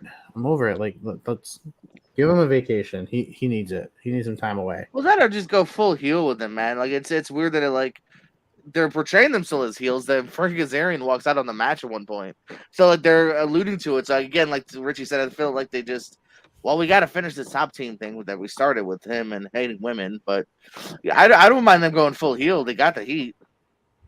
Yeah, I mean, I think we're leading to a Kazarian Sammy Guevara match somewhere down the line. I mean, obviously, I think that's a logical next step, but maybe do Frankie Kazarian can just get pissed off and do the chair spot where he snaps an ankle or whatever, and Sammy Guevara can. You're really writing him off TV for a while. Yeah, I don't know. I'm over his character right now. Maybe he just does need to go full heel, but I felt like during the match there was just too much playing to the crowd. I understand doing it a little bit, and maybe that is his character right now, and I'm just not liking the character, but yeah, I'm over Sammy. Sort of three things. One, I never understood they did on the build up. They had the thing where Sammy, Frankie, and Ty destroyed the TNT title. I'm like, why? I didn't understand why. I know it was we're going to bring in another. We're going to bring they brought in this new fancy belt on Dynamite. It's are you just going to bring in a new fancy belt every time someone else wants a TNT title? Sammy is the problem is and Sammy's got the moves and stuff, but because he loves to do these wacky things when he's high flying, where it's impossible for the other person to catch them. So sometimes he just fucking crashes and burns, the ladder match he had with Scorpio a few weeks ago, and I just feel like I think Sammy is also a natural heel, and it's not his fault, but he's just got a very punchable face. So He does. He's got that asshole face. Mhm. I tell you, the one character thing I appreciated throughout the match was that Sammy and Tay were like taking every opportunity to make out in between moves, or whatever, every time they interacted near each other. Like I thought that was decent, like heel couple, just hateable, couple character stuff. It's a move they make out, like it's another move they make out. Like that's. But again, that's something that would be perfect for Dynamite. You know what I mean? Like you put that on Dynamite and it works, and then it builds up to her getting super cake. Like all that stuff is fun and makes for a good Dynamite like highlight reel. But yeah, this didn't do it on pay per view. Yeah. You know who also is not a Sammy Guevara fan? His ex-fiance. Oh, okay. Yeah, but like it reminds me when they make out. It reminds me of like I think briefly in Impact when RVD turned heel, him and Katie Forbes would make out every opportunity. I think they kind of just. This is more like young kids in love. The other one is more sleazy porn star. Even when.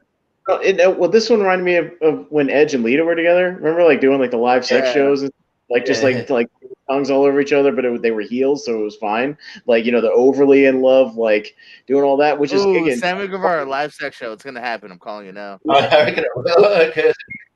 Here's what they should do. They should have maybe a couple of times. He builds up where he keeps accidentally hitting her or something, and then maybe he gets injured, and they both need to rest and recuperate for a while. Then take them off TV, do vignettes, play some vignettes on TV of them doing like recovery stuff. I don't know, like how rehab. Between the two of them, and they wouldn't have to be wrestling to do that. So Jacob, live sex show, but she breaks his dick, so he's on TV for the next 6 months. There you go. Yeah. Best of both worlds. Mm-hmm. All right, the match after that. Kyle O'Reilly defeated Darby Allin, and another Dynamite. This is another match. Like I felt like they just shoehorned it in here because Kyle O'Reilly injured Sting, and Darby Allin was like, "Hey, I don't like that. Fight me." This to me is another match. This is like a Rampage main event. Yeah. Just like with the build, like if you build it up enough, it can be a pay-per-view match. Absolutely. It could be a solid opening match to a pay-per-view because these two are really talented. But like the build for this one was like, this could have been a Rampage main event. Like it didn't need to be one of the 13 matches on this. Or like JPO said, have it be the main event of the pre-show thing. Like this would have been a great workhorse 12-minute pre-show match to get people going. Look at crazy Darby Allin throwing himself all over the place, and Kyle O'Reilly's a good worker. Like have a good 10, 12-minute match, throw themselves all over the place, and then cut off 2 minutes before the show's about to start, run down the card. Boom. Yeah, and you're ready to go. So you want to see more great action like this and great athleticism and crazy happening, tune in for Double or Nothing in 2 minutes, whatever. There you go. Again, this felt like Darby Allin is a staple of the pay-per-views, like he was in highlight matches. So we need Darby Allin on the card. Get him on the Kyle O'Reilly. So that was basically. They gotta get used to the fact that not everyone makes every card. The roster is too big. That's for real WWE too. People complain so and so's not on the card. I go, well, who would you take off? Because you can't. Yeah. This is a good example of. This is a good match. This is a good, worthy match that I enjoyed and is actually in my top half of matches, if not higher. But it's a lukewarm as far as a build match. This is, like Jacob said, this is a great match to start off for main event, a Dynamite or a Rampage. 10:35. They didn't go overly long. They both hit off what they're good at. But yeah, the build up to this is next to nothing. This, even when I didn't even know this match was happening until our group chat when it was in the list, and I was like, are we sure? Like maybe that wasn't rumored, or did those plans get scrapped at one point? Because that was barely talked about. And yeah, this is very much the epitome of time filler on a show that didn't need a time filler when you're already in double digits territories for matches. Good match. So I feel weird saying cut it, but cut it and put it on Rampage or Dynamite or Jacob, that pre-show. By the way, winning. We all had Darby. I was the only one I did not see the tag guy winning. I very much felt like Darby, who has been kind of on the back burner as far as like he's a big TNT guy for a while, champion. I felt like this might propel him to getting another match with Scorpio. Yeah, I didn't see the tag team guy winning, but cool. I love Kyle O'Reilly, so they're evidently high on him. If we did news later, I was going to mention evidently he signed a 5-year contract, so he's with AEW for a while. But Darby Lowe is like Jeff Hardy in me. Like I'm convinced he wants to kill himself in the ring. Yeah, that dude's not going to be around in 10 years. And like there was a spot in this match where they fucked up a suicide dive, and like it looked brutal. And then you could tell they fucked up because they redid it, and where he caught him in the guillotine. Mm-hmm. Yeah, it was nuts. But yeah, I'm surprised Kyle O'Reilly won, but I'm not mad. Kyle O'Reilly's good. I think he's in some respects underrated. So yeah. I'm not surprised you won. Honestly, like this, I honestly don't have a reason for picking Kyle O'Reilly. It was literally just it was a coin flip, and it was like, all right, I'll take Kyle O'Reilly because why not? Like it was a thrown together match, and I don't see these two doing anything together going forward. I mean, obviously we had them in the 10-man tag on Dynamite together, but I don't know if this is going to lead to a Sting and Darby against Red Dragon down the line when Sting returns. But no, again, I'm not sure this is going to lead to anything. You injured Sting, and now I want to fight you. And Kyle O'Reilly was like, okay, fine, fight me, but you're going to lose. Haha, look. I think this was Tony Khan going, I love Darby. I love Kyle. I need to skill time. Put him on the card. That honestly could be it. Yeah. So, that's what I think it was. Yeah. Yeah. The next match shall be finals of the 3 women's matches. When Thunder Rosa retained her title, defeating Serena Deeb. We all picked Thunder Rosa in the chat, but I'd be lying if I said I wasn't pulling for Serena Deeb. Like I wouldn't have been mad if she won the title, but I think we're still a little too early into Thunder Rosa's reign for her to drop it. I'm with you on that. I love Deeb, but she's in my draft, but I kind of felt like just going along with logic of I don't think Thunder Rosa's reign's over with yet. Yeah. Yeah, I think they're not into like just having like people having short reigns. So unless you're the TNT champion, let's get TNT champion. But so it didn't surprise me. I did not like I thought the build up to this match left a lot to be desired. I hated the build. It was just like like they barely had Thunder Rosa like in the ring. It was just like they were kind of these promos that felt very, very scripted. And it's like so some of the content and like strength of these promos was good, but maybe that's her downfall is her delivery is not great. I think she'd be great with a manager.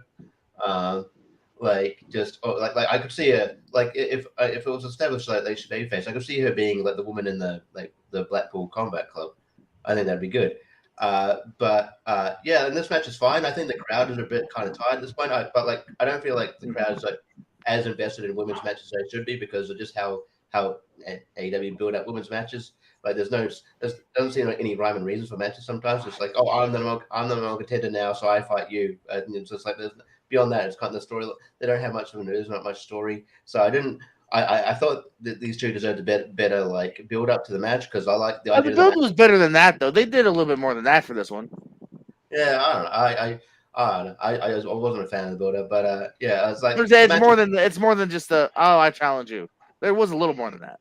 Yeah, I mean they brought in like personal stuff as well, but like the Dustin Rhodes thing that she did with Trinity, I thought it could be good, but like I just think the delivery wasn't there. I don't know. I just think maybe that it behooved her to have a manager. Maybe they're going that route with Dustin Rhodes. I don't know. I think this match is good, but like I think it could have been benefited from a better crowd reception. But like I think that's a combination of crowd being a bit tired and also the way they book women's matches to make it not as important as it should be. So I thought it was good. Yeah. Well, Austin, as somebody who learned of the build from the video packages on the buy-in. What did you think of this match? I didn't watch it. What? So You didn't watch it? all right. Here's the thing. So this is the match where they were about to start this, and I turned it off that night because I was exhausted, much like the crowd was, and I still knew there was 4 matches to go, and like there was gonna be another hour and a half of the show, and I was exhausted. I had to work the next morning at 4, and then when I went to go back and watch it, it started, and I was like, don't care. I skipped ahead to the Jericho thing the next match. I just didn't care. So I look, because again, even when I went to the Dynamite, like they had Thunder Rosa. It was like the week after she won the title, and like all they had to do was like come out with the belt and do a Tony Schiavone promo on stage. Like I was like, I don't know who this is. Why I should care? Like why should I care? Like they haven't done anything. So like even the video packages, it was just Thunder Rosa walking around with her family, just being like, I've been waiting for this my whole life, and I'm gonna fight to keep it. That was like the whole build. Like there was like nothing about Serena in that whole package. So like why should I care? Like if they don't care, why should I? That was my logic. I will say I was annoyed at the fact like there was no Thunder Rosa at all on Dynamite the next week. It's just like, hey, come on, you can have had to do something. Yeah. Just say, but yeah. Sorry, I didn't watch it. You wanted me to lie about? I'm gonna lie and tell you how I didn't watch it. Sorry, I skipped it. I just went right to the Jericho thing. Sorry, I didn't care. I was checking out of the show at this point, man. Like I was so exhausted from the show, I was starting to check out. So yeah, that was one of my problems with it. Like if this was a 9-match show and this was match number 6, like I'd have been more invested. But you know, at this point, like I felt like the crowd was with me. Like the crowd didn't care either. So Yeah. Well, I like the match the most so far. Out of everyone. I thought it was good, but I thought it was good too. And I liked that the wins and win-loss record still actually means something in AEW. Because I'm pretty sure Serena Deeb was the number 1 ranked woman. I mean, I guess you can be after you do all those 5-minute challenges or whatever she was doing. She racked up some wins. I mean, who was it that was ranked? Tony Nese. I don't know if you guys caught it. But he was ranked. He on his graphic, he said that he was ranked 5th, and it's like all those dark matches for him are. Yeah, that's what it's like. I don't mind. I'm glad wins and losses matter, but they do pad out the records with wins on. That's what Dark is. That's what Scorpio Sky. I've been undefeated for a year, motherfucker. I haven't seen you in a year. Freddie Kazarian got a title shot. Why? Because evidently he was undefeated on Dark. he was on Dark a month and a half ago at the Dynamite tapings I went to. He was like the semi-main event of Dark. So was Serena. He was on my Dark too, like a month before that. I understand wins and losses should matter, but like a win off over like a Florida indie guy that brought in shouldn't mean as much as repeating someone in the top 10. Yeah, I think Frankie on my thing, Kazarian defeated Aaron Solo. Like, does that mean he gets a title shot? Evidently, yeah. If it propels him to number 1, it does. Yeah. I just feel like like it's maybe on Dynamite sometimes you should have like number 3 versus number 2, and then you know what I mean. I don't know. Yeah. What are you gonna do? All right. This might be an unpopular opinion, but we're going into my most disappointing match. Not my least favorite. Wow. But my most disappointing hot take, Jacob. Of the night. Jacob. And it has nothing to do with the action itself. I'm with you. Jacob, hot take. Pez, very expected take. I was not as into this as the world seemed to be, and because I couldn't tell what the fuck was going on most of the time, which is like there was. I said it myself. I was like, there 3 times in a row they were about to get to something, and then it would cut to nothing, or the setup of something, and then they would get to doing something, and it would cut to the setup something. Yeah. I was like, fuck editors, please stay on something. Yeah. The reason Stadium Stampede worked because it was because pre-taped. They took the time. Yeah, it was pre-taped, and they took the time to focus, 5, One 6 minutes segment. here, Yes. and here. And This here is it was 10 just dudes cut, not cut, knowing who's doing what, where, how. I didn't know half the people. Like, again, I don't watch week to week. I don't even know who half these Jericho appreciation people are. I'm sorry. I'm sorry. I'm the casual fan. I don't know who half those people were. Besides Jericho and Hager, I didn't know who those people running around with him were. I didn't know. Who were they? Oh, well, yeah, but how can we fix? You can't fix that on a pay-per-view. I know, but even the videos didn't tell me anything about that. It was all Jericho and Kingston. But let me just get back into my hot take. Apparently, Hot take. So, I didn't like all the camera cuts. Like it felt too wild. I didn't like that they had 5 different like referees, but I guess I kind of get it, but at the same time it's like the action you can only win by pinfall or submission in the ring. When it's falls count anywhere. Yeah. Which I think can make for because it's called anarchy in the arena, and I think if you have 5 different referees, like it can make for some very chaotic situations if you make it false or submissions count anywhere, anything like that. And then it felt like at the end we were just focused on the ring, and there were only 4 people in the ring at that point. Like we didn't see anyone else the remainder of the match until Eddie Kingston came out. By the way, I really feel like we're building to a Danielson Kingston match, and with Moxley in the middle, and I think that's going to be fantastic.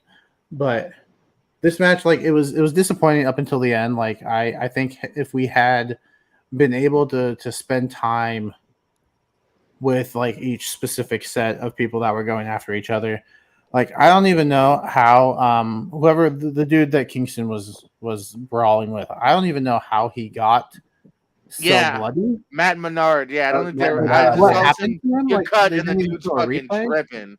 Yeah, I'm with you on that. Yeah. I didn't like that you took the ring apart because I was like, well, this is already a long show, and now you got to put the ring back together. 10 minutes to put the ring together. Like what the heck? Like, well, don't do that. Stop. Ring crew. I think I realized that the Jericho Appreciation Society was going to win towards the end when Kingston and Danielson started, butting heads a little bit. I feel like when I was doing my predictions, I should have thought about that more because they were kind of doing that the entire build. So I don't know. Like it seemed apparent that the Jericho Appreciation Society was going to win, and they've also been doing that thing like, oh, we've been the hottest thing going for 11 weeks straight, which, by the way, I love. I think it speaks to Jericho being able to just keep himself relevant and just being able to work on his character as much as he can. I think the Jericho Appreciation Society is great. I think this is another one of those feuds that is going on too long. I don't like that they're doing Blood and Guts going on to Dynamite from this week. I think this feud should be done. I think Jericho has gotten the.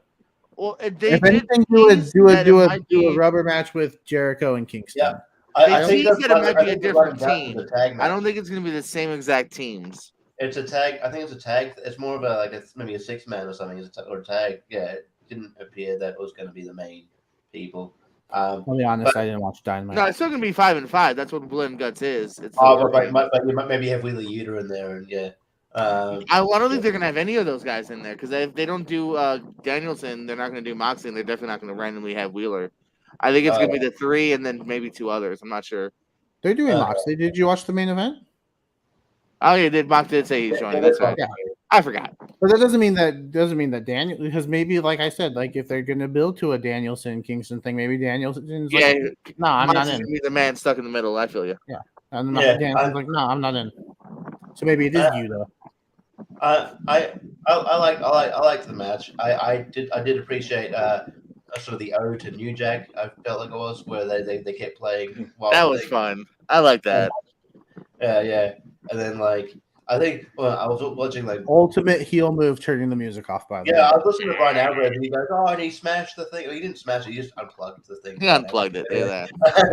I thought that was fun. And then like the vision at the end of like Eddie Kingston with the gas cans, and that he looked like fucking madman. And then you would get pissed off Eddie Kingston. It's like, oh, I'm trying to. I'm trying to pull trying to murder somebody. Yeah, trying to pull it on fight. Then and you get some of him. But like they set it up at the start where like we should probably talk about like they showed like after I think he taken on Rampage, like Eddie Kingston cut this really good promo, and like he talked about how he's sort of getting like overly maybe he might get like sort of over emotional with this, and then I think that's what happened. And I do think we're probably going to get my problem with that though. Kingston sold that promo so hard on Jericho, and then was like, "But I'm gonna fight these other guys." Like, if Kingston is that much like, I'm gonna do something I'm gonna regret. Jericho, where you at, Matt? Like he should have gunned for Jericho the way that promo was set up. But I agree with Jacob. I think we're going to get maybe at one of the special shows or something, or I don't know when they do it, but they'll eventually be Bryan Danielson versus Eddie Kingston with maybe John Moxley in the middle there. Who I'm calling for Blood and Guts? William Regal, baby, final match. William Regal, Blood and Guts. I mean, I'm not gonna gush about this by any means. 22 minutes. 40 seconds, the second longest match of the night. It was a bit disconnected at the beginning with so much going on, the editing just being off. You're about to see a chair shot and would cut to just two guys kind of picking each other up, and that happened multiple times. But I had fun with it here. I enjoyed the music aspect.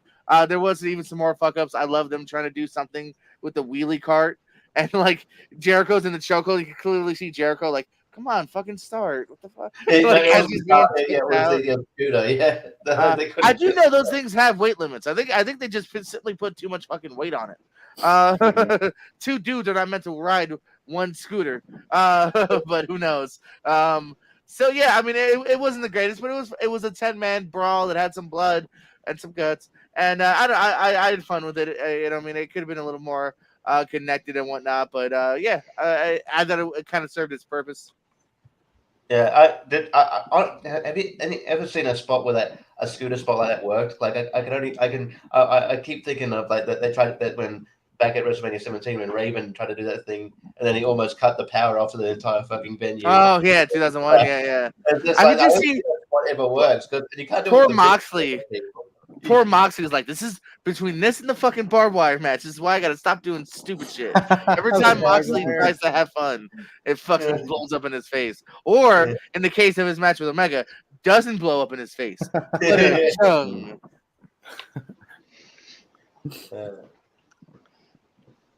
Right. Meh. So, Meh.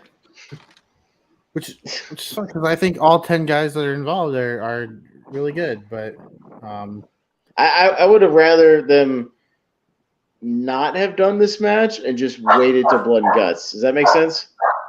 Yeah, like, we've already seen them kill each other. Now we're going to see them kill each other now in a cage. I would have rather them. Yeah, I would rather see them do a mini version of this. Maybe have Blackpool versus like Jake and Jericho or something, and then have people interfere and maybe it gets thrown out or something, and just like because you can have one of those on the show and it's really not that big a deal, especially rebuilding to something else, and then build to the War Games thing where they're like you can't escape. It doesn't, they're all going to be in there. They're forced to each other. Like it feels like they've already blown it off and now they're just going to do the same thing over again. Like it felt weird.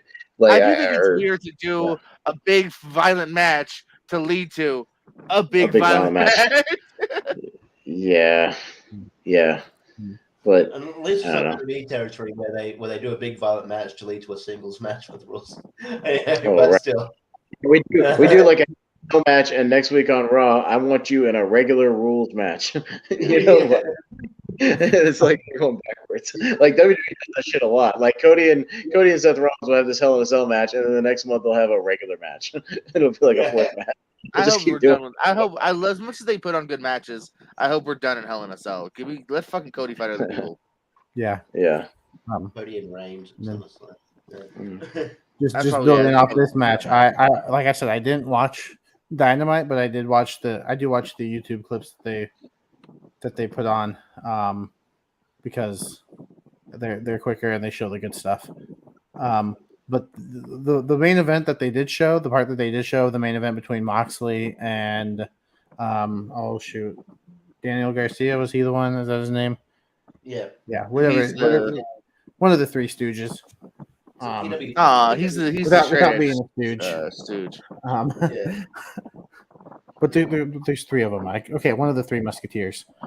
But what I saw, like that match, like I want to go back and watch the rest of it because that looked good, and that was it really, like, there were times when I thought Daniel Garcia was going to take it. Like it was a really well put together match. And then Blood and Guts just doesn't have the same like ring to it as War Games does, but maybe.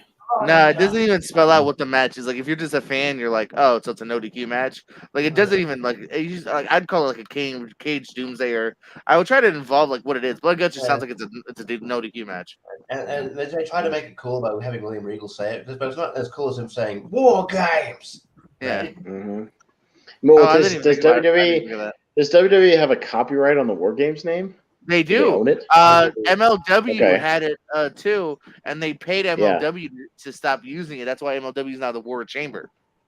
Right. So that may be why they can't officially call it War Games, but come up with another name for it that involves some sort of something. Yeah.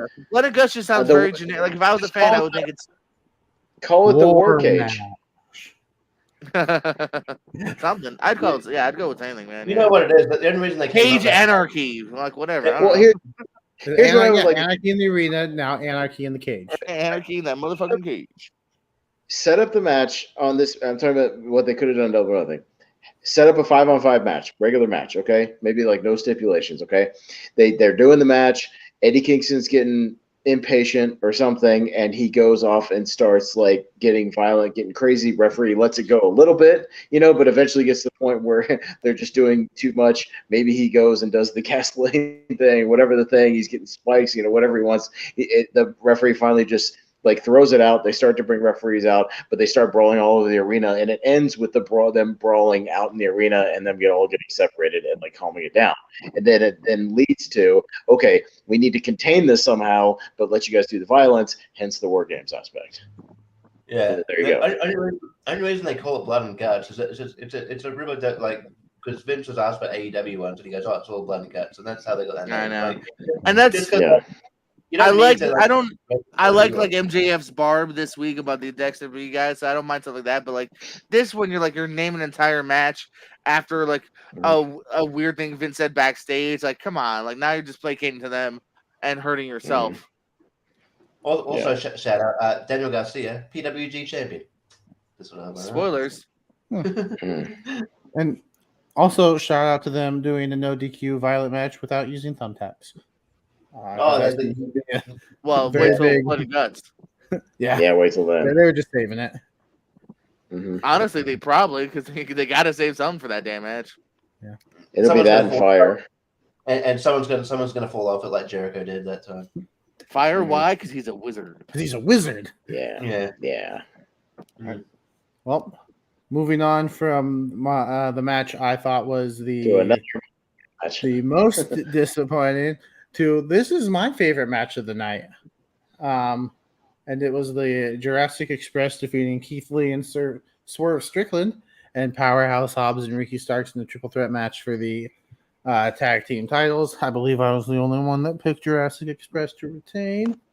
Not that I'm going to pat myself on the back or anything, but this was a match. Honestly, this was a match that I felt could go anyway. Like they've been building up Keith Lee and Swerve Strickland to be, a really good tag team. Powerhouse Hobbs and Ricky Starks. Like I wouldn't have minded to see them win. Like they've been around for a while, and it would have been nice to give Hobbs a title. I think he deserves it. I think him and Ricky Starks absolutely should get a title reign at some point.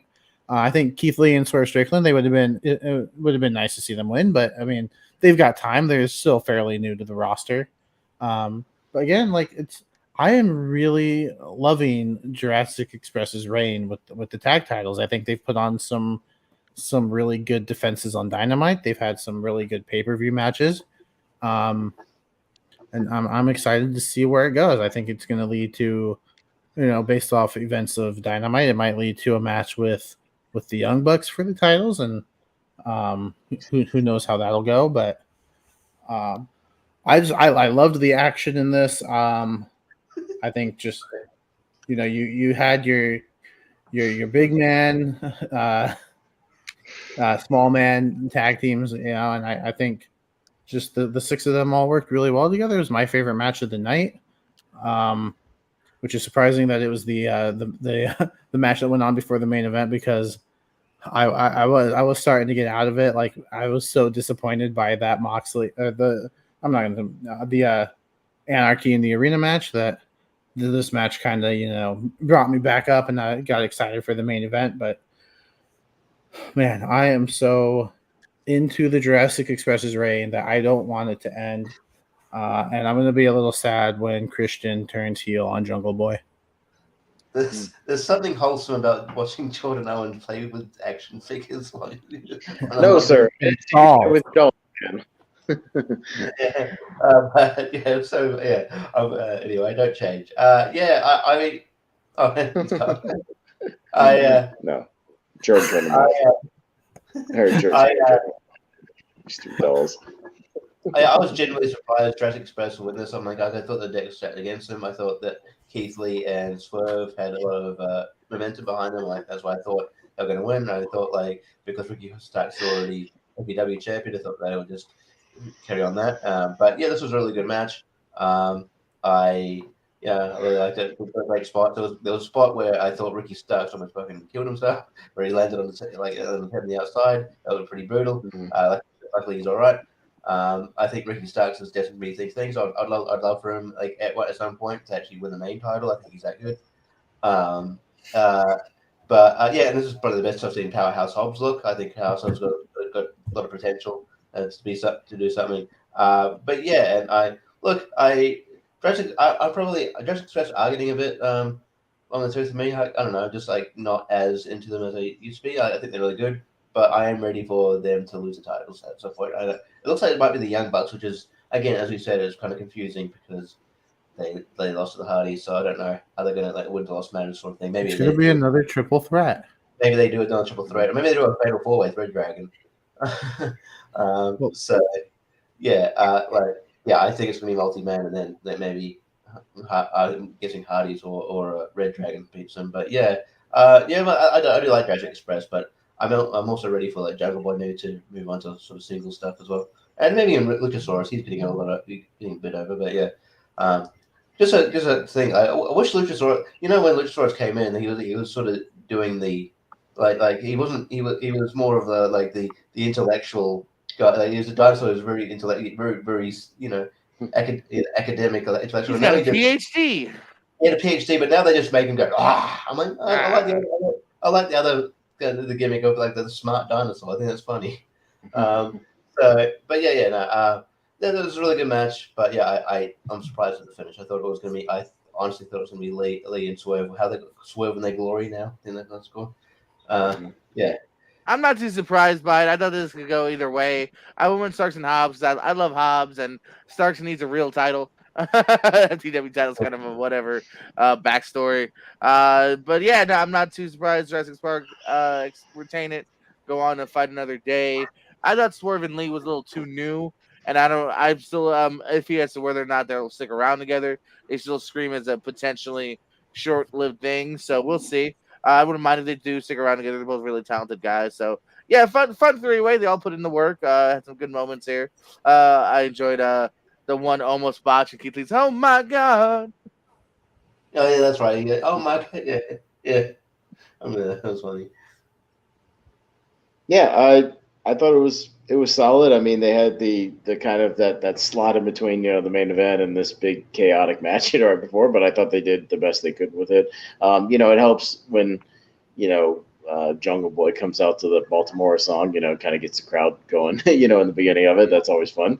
I'm glad they paid for the rights to that a while back. I like Powerhouse Hobbs a lot. I think he's got a good look, and he's a big athlete. I love that spot where he did the double blockbuster. I thought that was cool.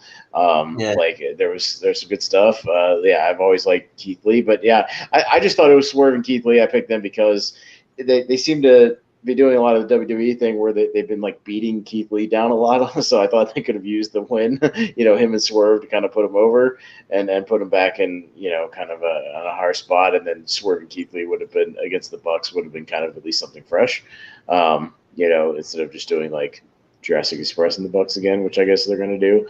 But those guys have already had matches. So, it's just a little strange. But, it was good for what it was. Yeah.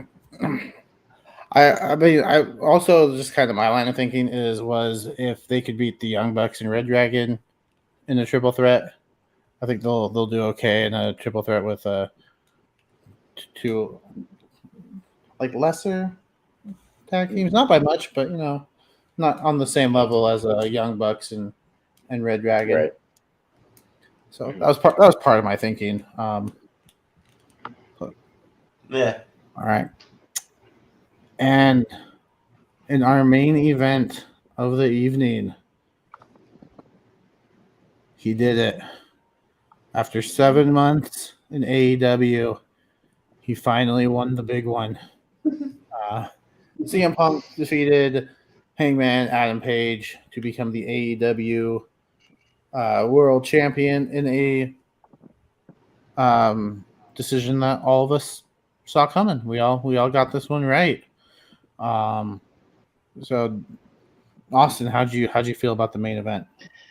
It was good. Was it overly amazing? No. But I thought it was good. They told a very simple, good story. It was more of a storytelling based match, than sort of this going for a workhorse, 5-star kind of match. It was they were just telling the story, with Hangman kind of being on that boundary of doing some heelish stuff, but also trying to, be a stand-up guy, in the end, which obviously played into the finish of the match. It was good overall. They had a couple of good spots. I actually didn't mind all the stuff where they were trying each other's finishers and kind of failing at them, because that played into, well, sometimes you try each other's first. There's a reason why that person does it and you don't. If you could try something and it doesn't work. So when he tried the buckshot and it didn't work, I was like, well, fine, that's not his move. So why should it work as good as when Hangman does it? It shouldn't. And the same thing when Hangman does the go to sleep and it didn't work, or he didn't get the pin with it. That's fine, because it's not his move. So I was okay with that stuff. I mean, I just took the botch as, him just not doing it right. But I know I guess it was a legitimate botch, but I just took it as him trying something that wasn't his move. But yeah, I thought the ref bump was unnecessary. I don't think he needed that, only because it didn't really play into the finish, because Hangman didn't actually use the title. So that was weird. Why would you need to do a ref bump when he didn't actually do anything behind the ref's back? You could have just had him tease using it. It's that tease of his downfall was that he thought about it, or that he didn't pull the trigger. So I can see that. But he could think about it and still not do it, and it wouldn't have changed the finish. Well, yeah, because then he can't think about it if he's holding the title in front of the ref. He can't think about it. The red people around. He could threaten to hit the ref. Ref rolls out. Well, that's a whole different thing. Changes his mind, drops it, and goes for the buckshot. It would have been the same finish, and you cannot do a ref bump. Again, I've done finishes like this on shows. You could do one way or the other. I've seen it done the other way, where the guy goes to tease to do the heel thing, even in front of the referee, because if he doesn't do it, he's still not going to get disqualified. He can go to pick it up. Maybe they can pull it away. He pulls it back. There's a number of things you could do without doing that. I mean, as soon as they started doing the teases for the go to sleeps over and over again, I'm like, oh, are they going to do the classic? Because I've taken this ref bump, the spinning, kick in the face thing, which is has been done for 25 years, and I'm kind of over that ref bump. But even when I had to do it, I thought it was kind of lame. But it just seemed a little unnecessary. You could have told the same story. Just again, just my opinion. From having practical experience doing those types of finishes. I was never really into those.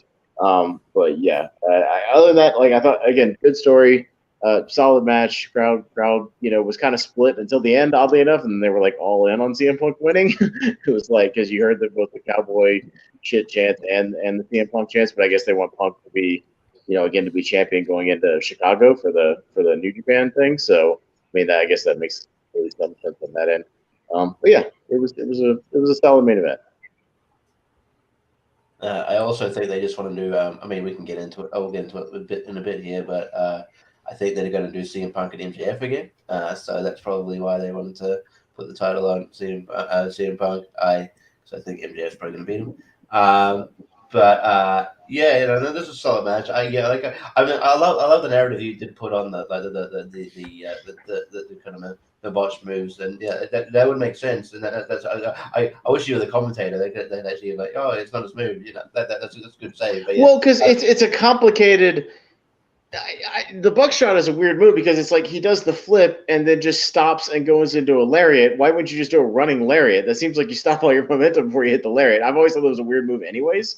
Yeah. But the flip, if CM Punk is not used to doing those types of flips, which he's not, the biggest high risk thing he does is the springboard lariat, which he's done, but he doesn't do, he's not a flippy guy, he doesn't do all that stuff. So if he did that, maybe he lands it wrong because he doesn't do it. Like Heyman does it every other match, so he's used to knowing how to land it. Again, if I was the commentator, that's how I would explain it. He tried a move he's never tried before, and it didn't work, and it backfired on him. Yeah. Cool. Yeah, but I enjoyed that, and yeah, I just figured that he was gonna win.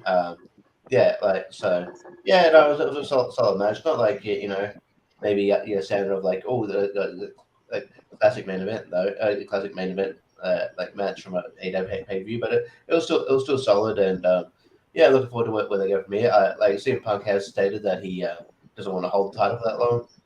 He just wants to lose to a newer guy, because that's probably the downfall of this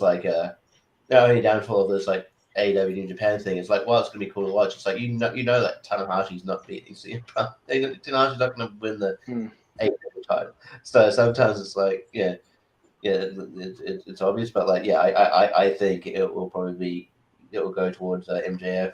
I think that's where they're going. But this match is solid. Jordan. Oh, sorry. Yeah. No, pretty much what everyone has said here, man. Yeah, it was a good match. I'd say a worthy main event. Not the best main event we've had. Like you said, it was a little more story based, a little slower at times, but very suitable for me. I was still relatively invested, especially in a match that doesn't necessarily have a heel. You know what I mean? I thought I was relatively invested in it. So yeah, I mean, I dug it. I'm cool with Punk being a champion. I agree that it's not a bad way to put over that next big star. Hopefully it's a first time world champion. It's not just something Omega or Page getting it back. I wouldn't mind it being MJF. I agree that it's definitely Punk's the one that evidently chased him out of the ring on Wednesday when he did when they cut to break. It was Punk that kind of chased him to the back. So definitely seems like we might be teasing towards that. I'm cool. I'm cool with it. I love me some CM Punk, so I don't mind him getting the title as long as it's not he's over dominant champion. I'm cool with it. Yeah, I like the match. I think the change of pace was really nice because I thought you had the it seems like the style nowadays is fast paced action and spots and this just it felt like it was slowed down and I really enjoyed that. It was a good match. Worthy main event like you guys said, and I think CM Punk winning was absolutely the right decision. Not only because I think I've said this before, I haven't been the biggest fan of Adam Page's title reign. If he had been the Adam Page now, like he was in this feud the entire time, during his reign, I would have liked it a lot more. I think the character work and just the promo work that he did in this feud was top notch, but sadly that's not what we got through the entire reign. But And that's not to say I don't like him as a wrestler or a character. I do. I just felt his reign of the 4 world title reigns that we had was, it was number 4. Yeah, But I definitely think that there's like people that they place like that they've got a certain position on the card where like we got nothing else for our champion to do, we'll slot them in there. Like I feel like every champion almost, except for maybe once, but like they always have defended against Lance Archer. The women's champion always defends against Nyla Rose. That's her first challenge. It's like you can like put other people in that position. But anyway. Excuse me. All right. Excused. So that Can I was just one thing that I appreciate about AEW, just one thing on the side, is that the commentary feels honest and real. Just as far as the play-by-play and the color, you can tell it's not a situation over in WWE where Vince McMahon is in their ear, telling them exactly what to say every 3 seconds. They're not dancing around, Excalibur and Tony and JR. I don't think JR is. I kind of wish JR retired, just personally. Like, not that I don't like JR, but I think he's just not. He's not adding a lot to things nowadays. I think Excalibur and Tony would be like a really tight, just a team right now. But like, you can tell at least they don't have somebody in their ear telling them what to say. They don't have, they're actually calling matches. They're calling, talking about the storylines going into them, talking about the character stuff. If something happens, they're a little more honest about it. They're not trying to dance around vocabulary, like Vince McMahon famously has like that book they have to read where they can't use these 50 terms or whatever. They can't say the word title. They can't say the word wrestler. They can't say fight now. They can't say aggressive. They can't say violent. They can't use all these words. Yeah, like MJF wasn't going to the local medical facility. Yeah, the medical, like you're taking them to the hospital, it's just they're not trying to dance around that. They use the word title. They use their fight. He's being very violent. Whatever. Like, they're just talking. Like commentary is so much better when you're just talking, like calling it like a real, a real fight, a real contest. Just talking, just doing commentary. And I feel like at least Tony understands that he trusts his announcers to just be good announcers. I've always appreciated that, at least about the pay-per-views. He trusts Excalibur and Tony and whoever the third person might be. I know they sometimes rotate, people in and out for different matches, but you can tell he trusts them to just, those guys are experienced. They know what they're doing. Just call the show, which is like, I appreciate that. Where I mean, like you do see sometimes. I think you mentioned JR, and then there are sometimes. Like, obviously, it's not the JR of old, but like, and he kind of, like he does. You can definitely tell when he is into a match, and he'll sort of drift off and talk about stuff. He'll drift off stuff, and you're like, okay, or just make a random comment where you can tell like the commentators don't know how to respond, so they just move on. He just says something weird. Yeah, and just like but like that being said, I'd rather that JR than like, because I feel like JR, if JR wasn't going to be, he'd be so overwhelmed with the bits going. No, you got to stay this way. It's like, dude, there's just. He's old. Just let him be. Like it's good that he's like this. Yeah. Excalibur and Tony Schiavone are good at just picking up the pieces, and like JR shows his moments. But no, it's really good, and and I think JR's not going anywhere anytime soon. I think he just re-signed for about 4 years or so. But I could definitely see when he starts hanging out, like, because obviously Jericho does Rampage sometimes. I can see Jericho slotting in there at some point. But one guy who's actually decent at like he doesn't do much, but Ricky Starks is on commentary on Rampage a lot, and he's fun. So maybe eventually, you see some of him. But yeah, no, I definitely agree. Like, it doesn't feel as heavily produced, and it kind of feels more. Yeah, well, I just like I like what Excalibur and Tony bring to it, because Excalibur has called a bunch of PWG and like indie shows for a lot of years, so like he knows moves because he was a wrestler, obviously. Like, he knows all the guys' moves. He does his best to learn what each guys calls their moves. Like, he knows all that stuff. He can be that play-by-play guy, and Tony can bring the old school, like, half play-by-play, half color stuff, because he's been doing it for 30, 40 years, whatever. Like, he's been doing it forever. So like, he brings that old school storytelling aspect to it, and can still enjoy the match and get excited about things. I just wanted to show some appreciation to those guys. Like, I think they did a good job, and you can tell again that it's a little more free, and they don't, I'm sure they have some people in their headphones to remind them of things here and there, maybe give them some bullet points to talk about. That's fine. That's all well and good. Hey, make sure you mention this that happened on Dynamite, whatever. That's totally fine. But they're not. You can tell they're not in their ears every other sentence. Like every time there's a moment of silence, telling them what to say, and they're not trying to run a script. So I appreciate that. Also, shout out to Excalibur for for being able to run down a card very fast. Like every time, very fast. Yeah, that dude's very. And Or he tries to announce matches that have been booked for Rampage, and Jon Moxley just absolutely drops Daniel Garcia on the steel steps. Jericho's like, "No, let's focus on the action in the ring right now." Next guy always like, "Okay." Yeah. By the way, I think MJF was fine. I don't think he went to a local medical facility. I think he actually needed the oxygen. That was the card. Yes, commentary was fantastic. I always enjoy the commentary in good call in AEW. So yeah, good shout. The results of our predictions. Already counted down. In last place, fourth place. We'll just call it fourth place. We won't call it last. Me. Austin, 6 and 7. Right, just one better than him though. Only one better, and that's in Austin. This is somebody that watches the product every week. So, right. See, I like some of those people. I didn't know who Jade Cargill was, but I picked her. I don't know who some of these people are that you guys see week to week. I was just like, okay, I'll just pick somebody. Like I'll just guess, and then I have a reason for what I guess. So yeah, that's fine. So you were 6 and 7. Richie was only 7 and 6. So, I think, second place was myself, 9 and 4.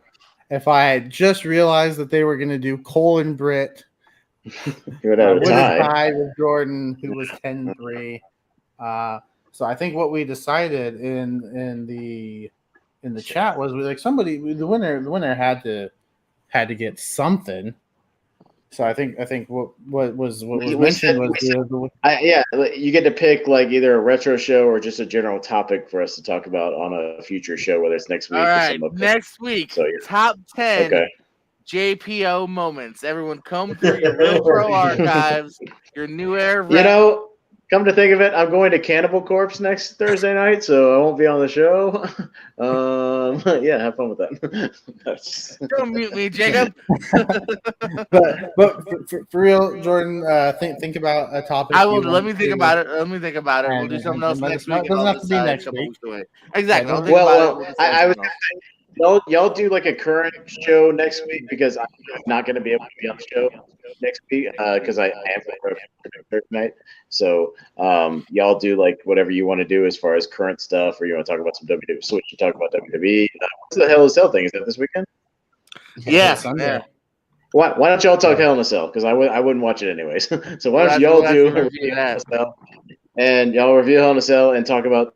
Hold on, let me try my best Excalibur. This ain't Hell in a Cell. Cody Rhodes against Seth Rollins and Hell in a Cell. It's Raw Women's title, but you got versus Oscar versus Becky Lynch. U.S. title, Theory versus Mustafa Ali, Bobby Lashley, and MVP. Versus MVP and almost in a handicap match. Edge, Damian Priest, Rhea Ripley taking on AJ Styles, Finn Balor, Liv Morgan, and Kevin Owens versus Ziggy Hill. Yeah, that's a card. Yeah, so I was like, why don't y'all do that? And then whatever JPO comes with for his topic, whether it's a retro thing or just some random wrestling topic he wants to talk about, we'll do that in very soon. Also next week, because cut for time, we will be talking MJF. As I'm sure there's going to be some fallout from it. Another week of seeing where it lands. We also have to talk about next week. We also have to discuss Shanky's new face turn. So we'll make sure we get to that. That was more entertaining than it had any right to be. Let me just be honest. So. Also, how WWE has given up on the draft again already. And apparently Sasha and Naomi were right because there are no current plans for a women's Yeah, tag they team title scrapped the tournament. thing they fucking announced. Think 2 steps ahead, WWE. You announce it yourselves, you dickheads. Jesus. I See, do want to point out one I don't know thing what y'all are because- talking about other than the Sasha and Naomi walkout, so this is why y'all have fun next week. Talk about whatever's going on, and I'll listen. I will tune in and catch up. So y'all I please do want to point out one thing about the MJF promo. If it's a work, Tony Yeah. Khan has like moments of genius booking It's a because the work. match that immediately 1000% followed.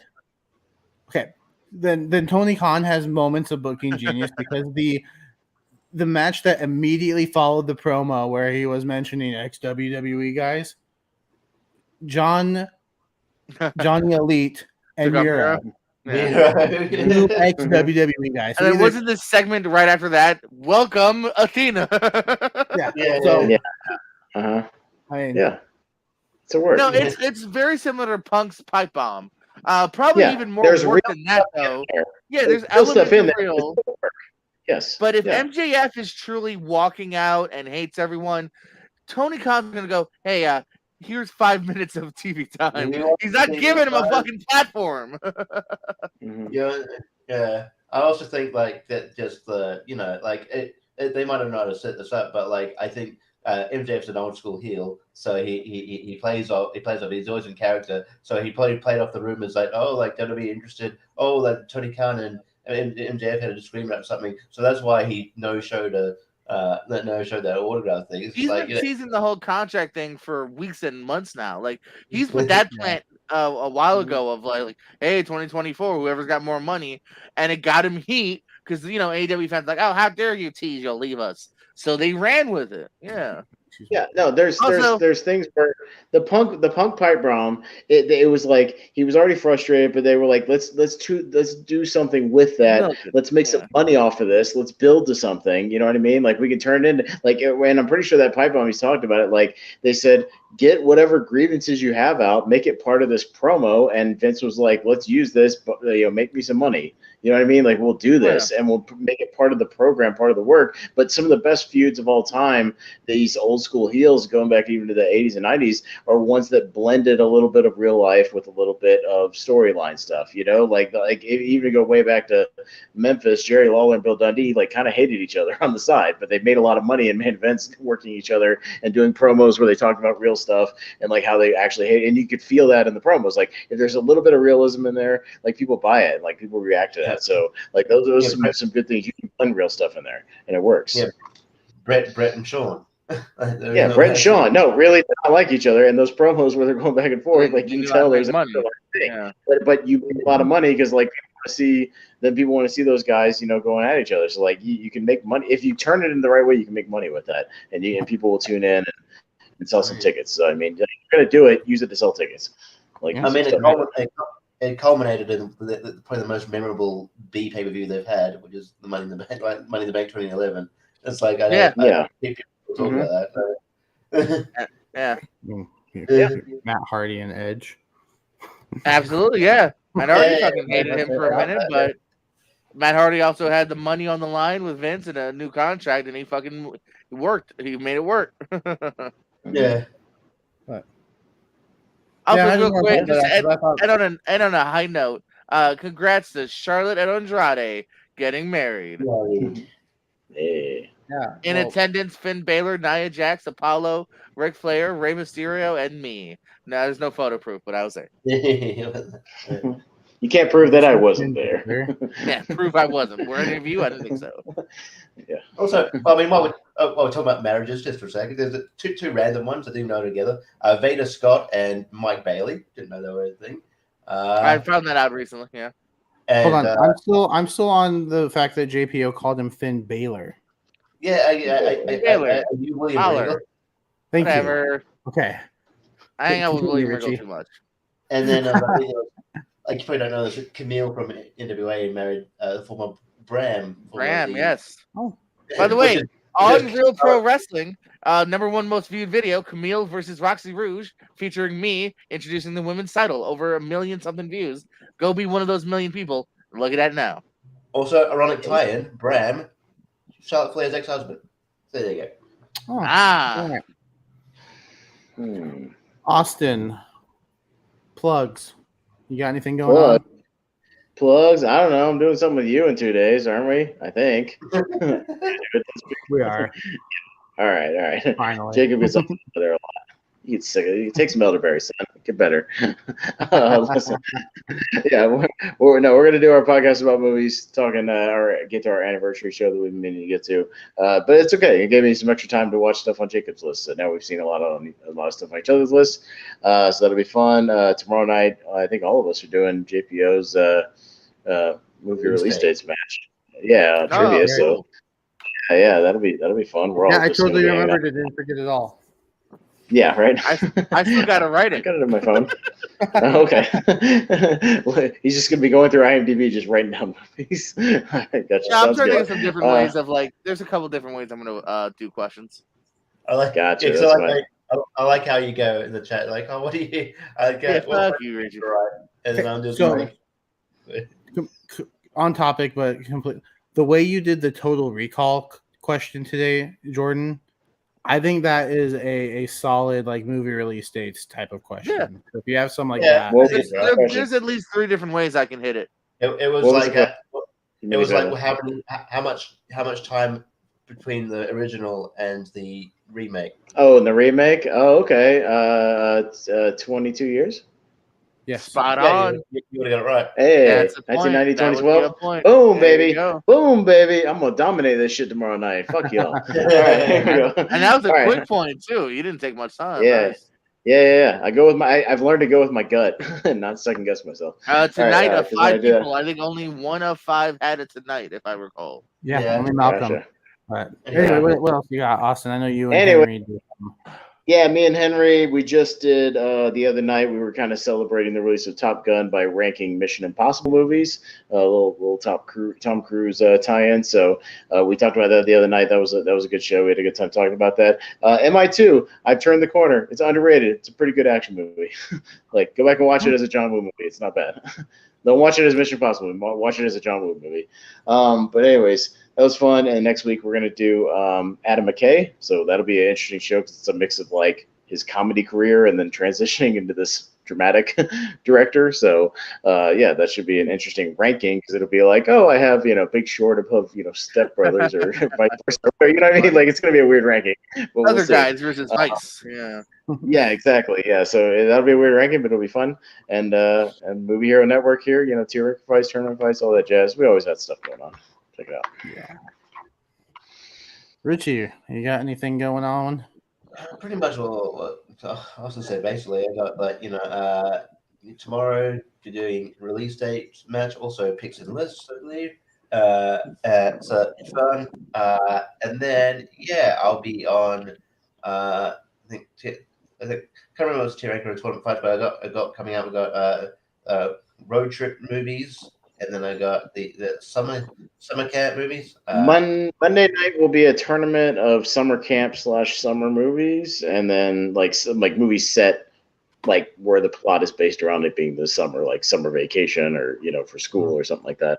And then Tuesday will be a tier ranker of road trip movies, which there's a lot of. I started putting together that draft a couple weeks ago. Dude, there's like 100. It's nuts. So yeah, there's a lot of road trip movies. So, but that'll be fun. That'll be a tier ranker. Yeah. So I got that, and then I've also I don't really set a date for it, but so Papa Wes randomly messaged me the other day. And he goes, "Have you heard of the game show Hard Quiz?" And this is a game show here, and it's one of I've actually auditioned for it. And so it's I can't. It's hard to explain it, but and I'm like, yeah. He goes, "Oh yeah, I know that show." So he's going to do his own version. Coming up soon. Oh shit, you're in that? One of my strengths will probably be something you'll be good at then. Fuck. I won't tell you my strengths, but you probably would guess it anyway. So that coming up soon when he decides to do it. So but other than that, you see me around doing. Sunday I'll be on Rankin doing top 12 Ray Liotta. Yeah, rest in peace, Ray Liotta. Yeah, absolutely. Wait, that's Sunday, not Saturday?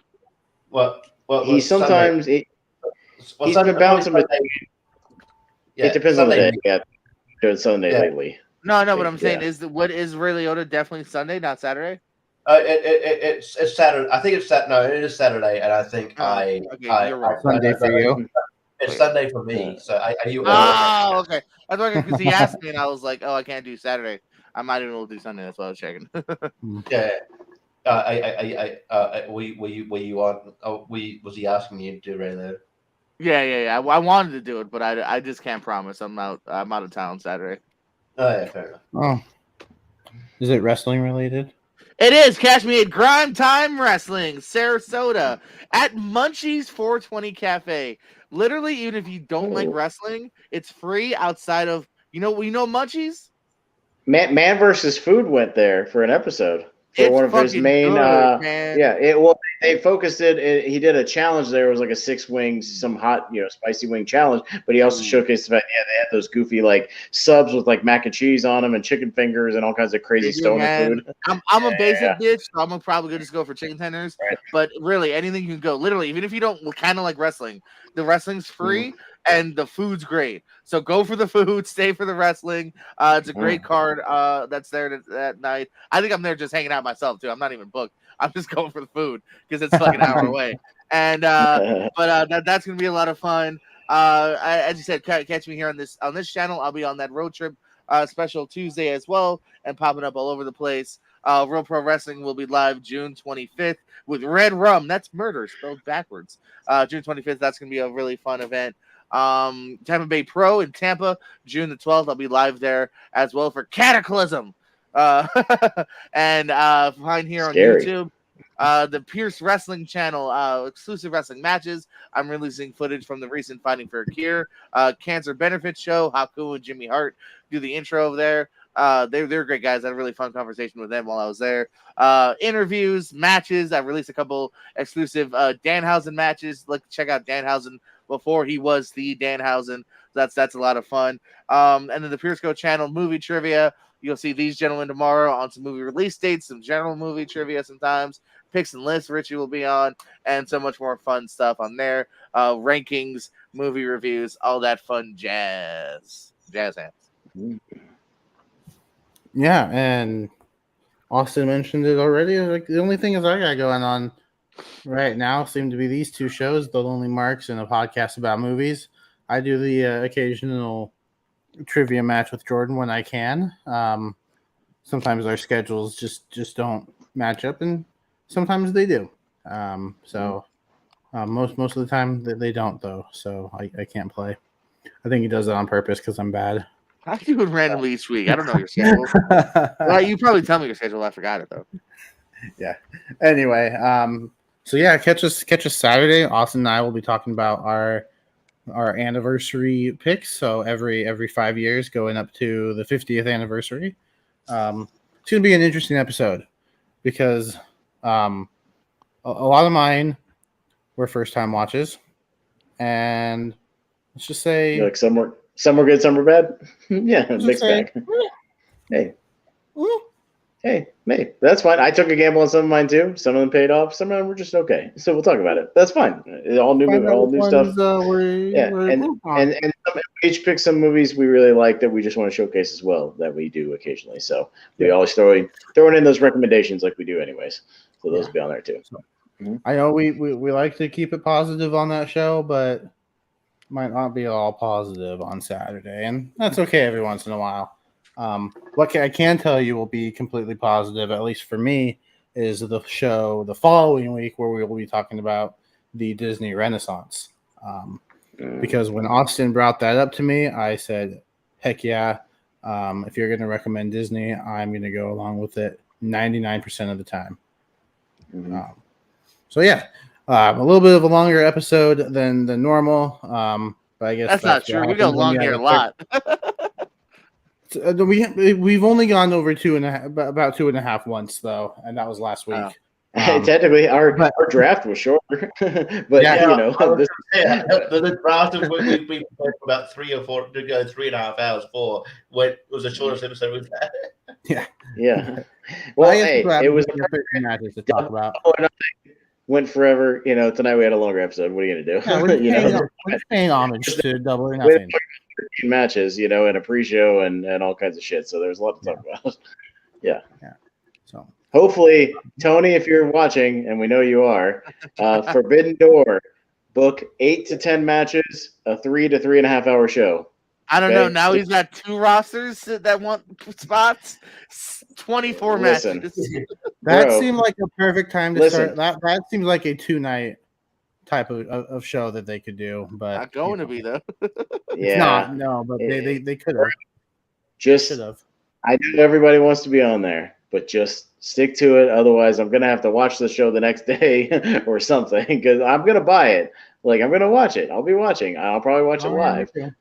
But if it gets to 11:45 and I still got 4 matches to go, bro, I'm gonna turn it off and watch the rest tomorrow. So that's just the way it is. All right. Don't be JPO, you understand this reference, JPO. Don't do Frank Goodman shows. Oh no. Well, that That also means were- don't book untrained wrestlers, but also the longness of them, yes. legendary Florida promoter who books 15 matches a show that go till 1:30 in the morning. His Don't do next that. one he's still doing it. Next one is like 13, 14 matches. And the shows go forever. I've worked some of those shows. They just went forever. My God.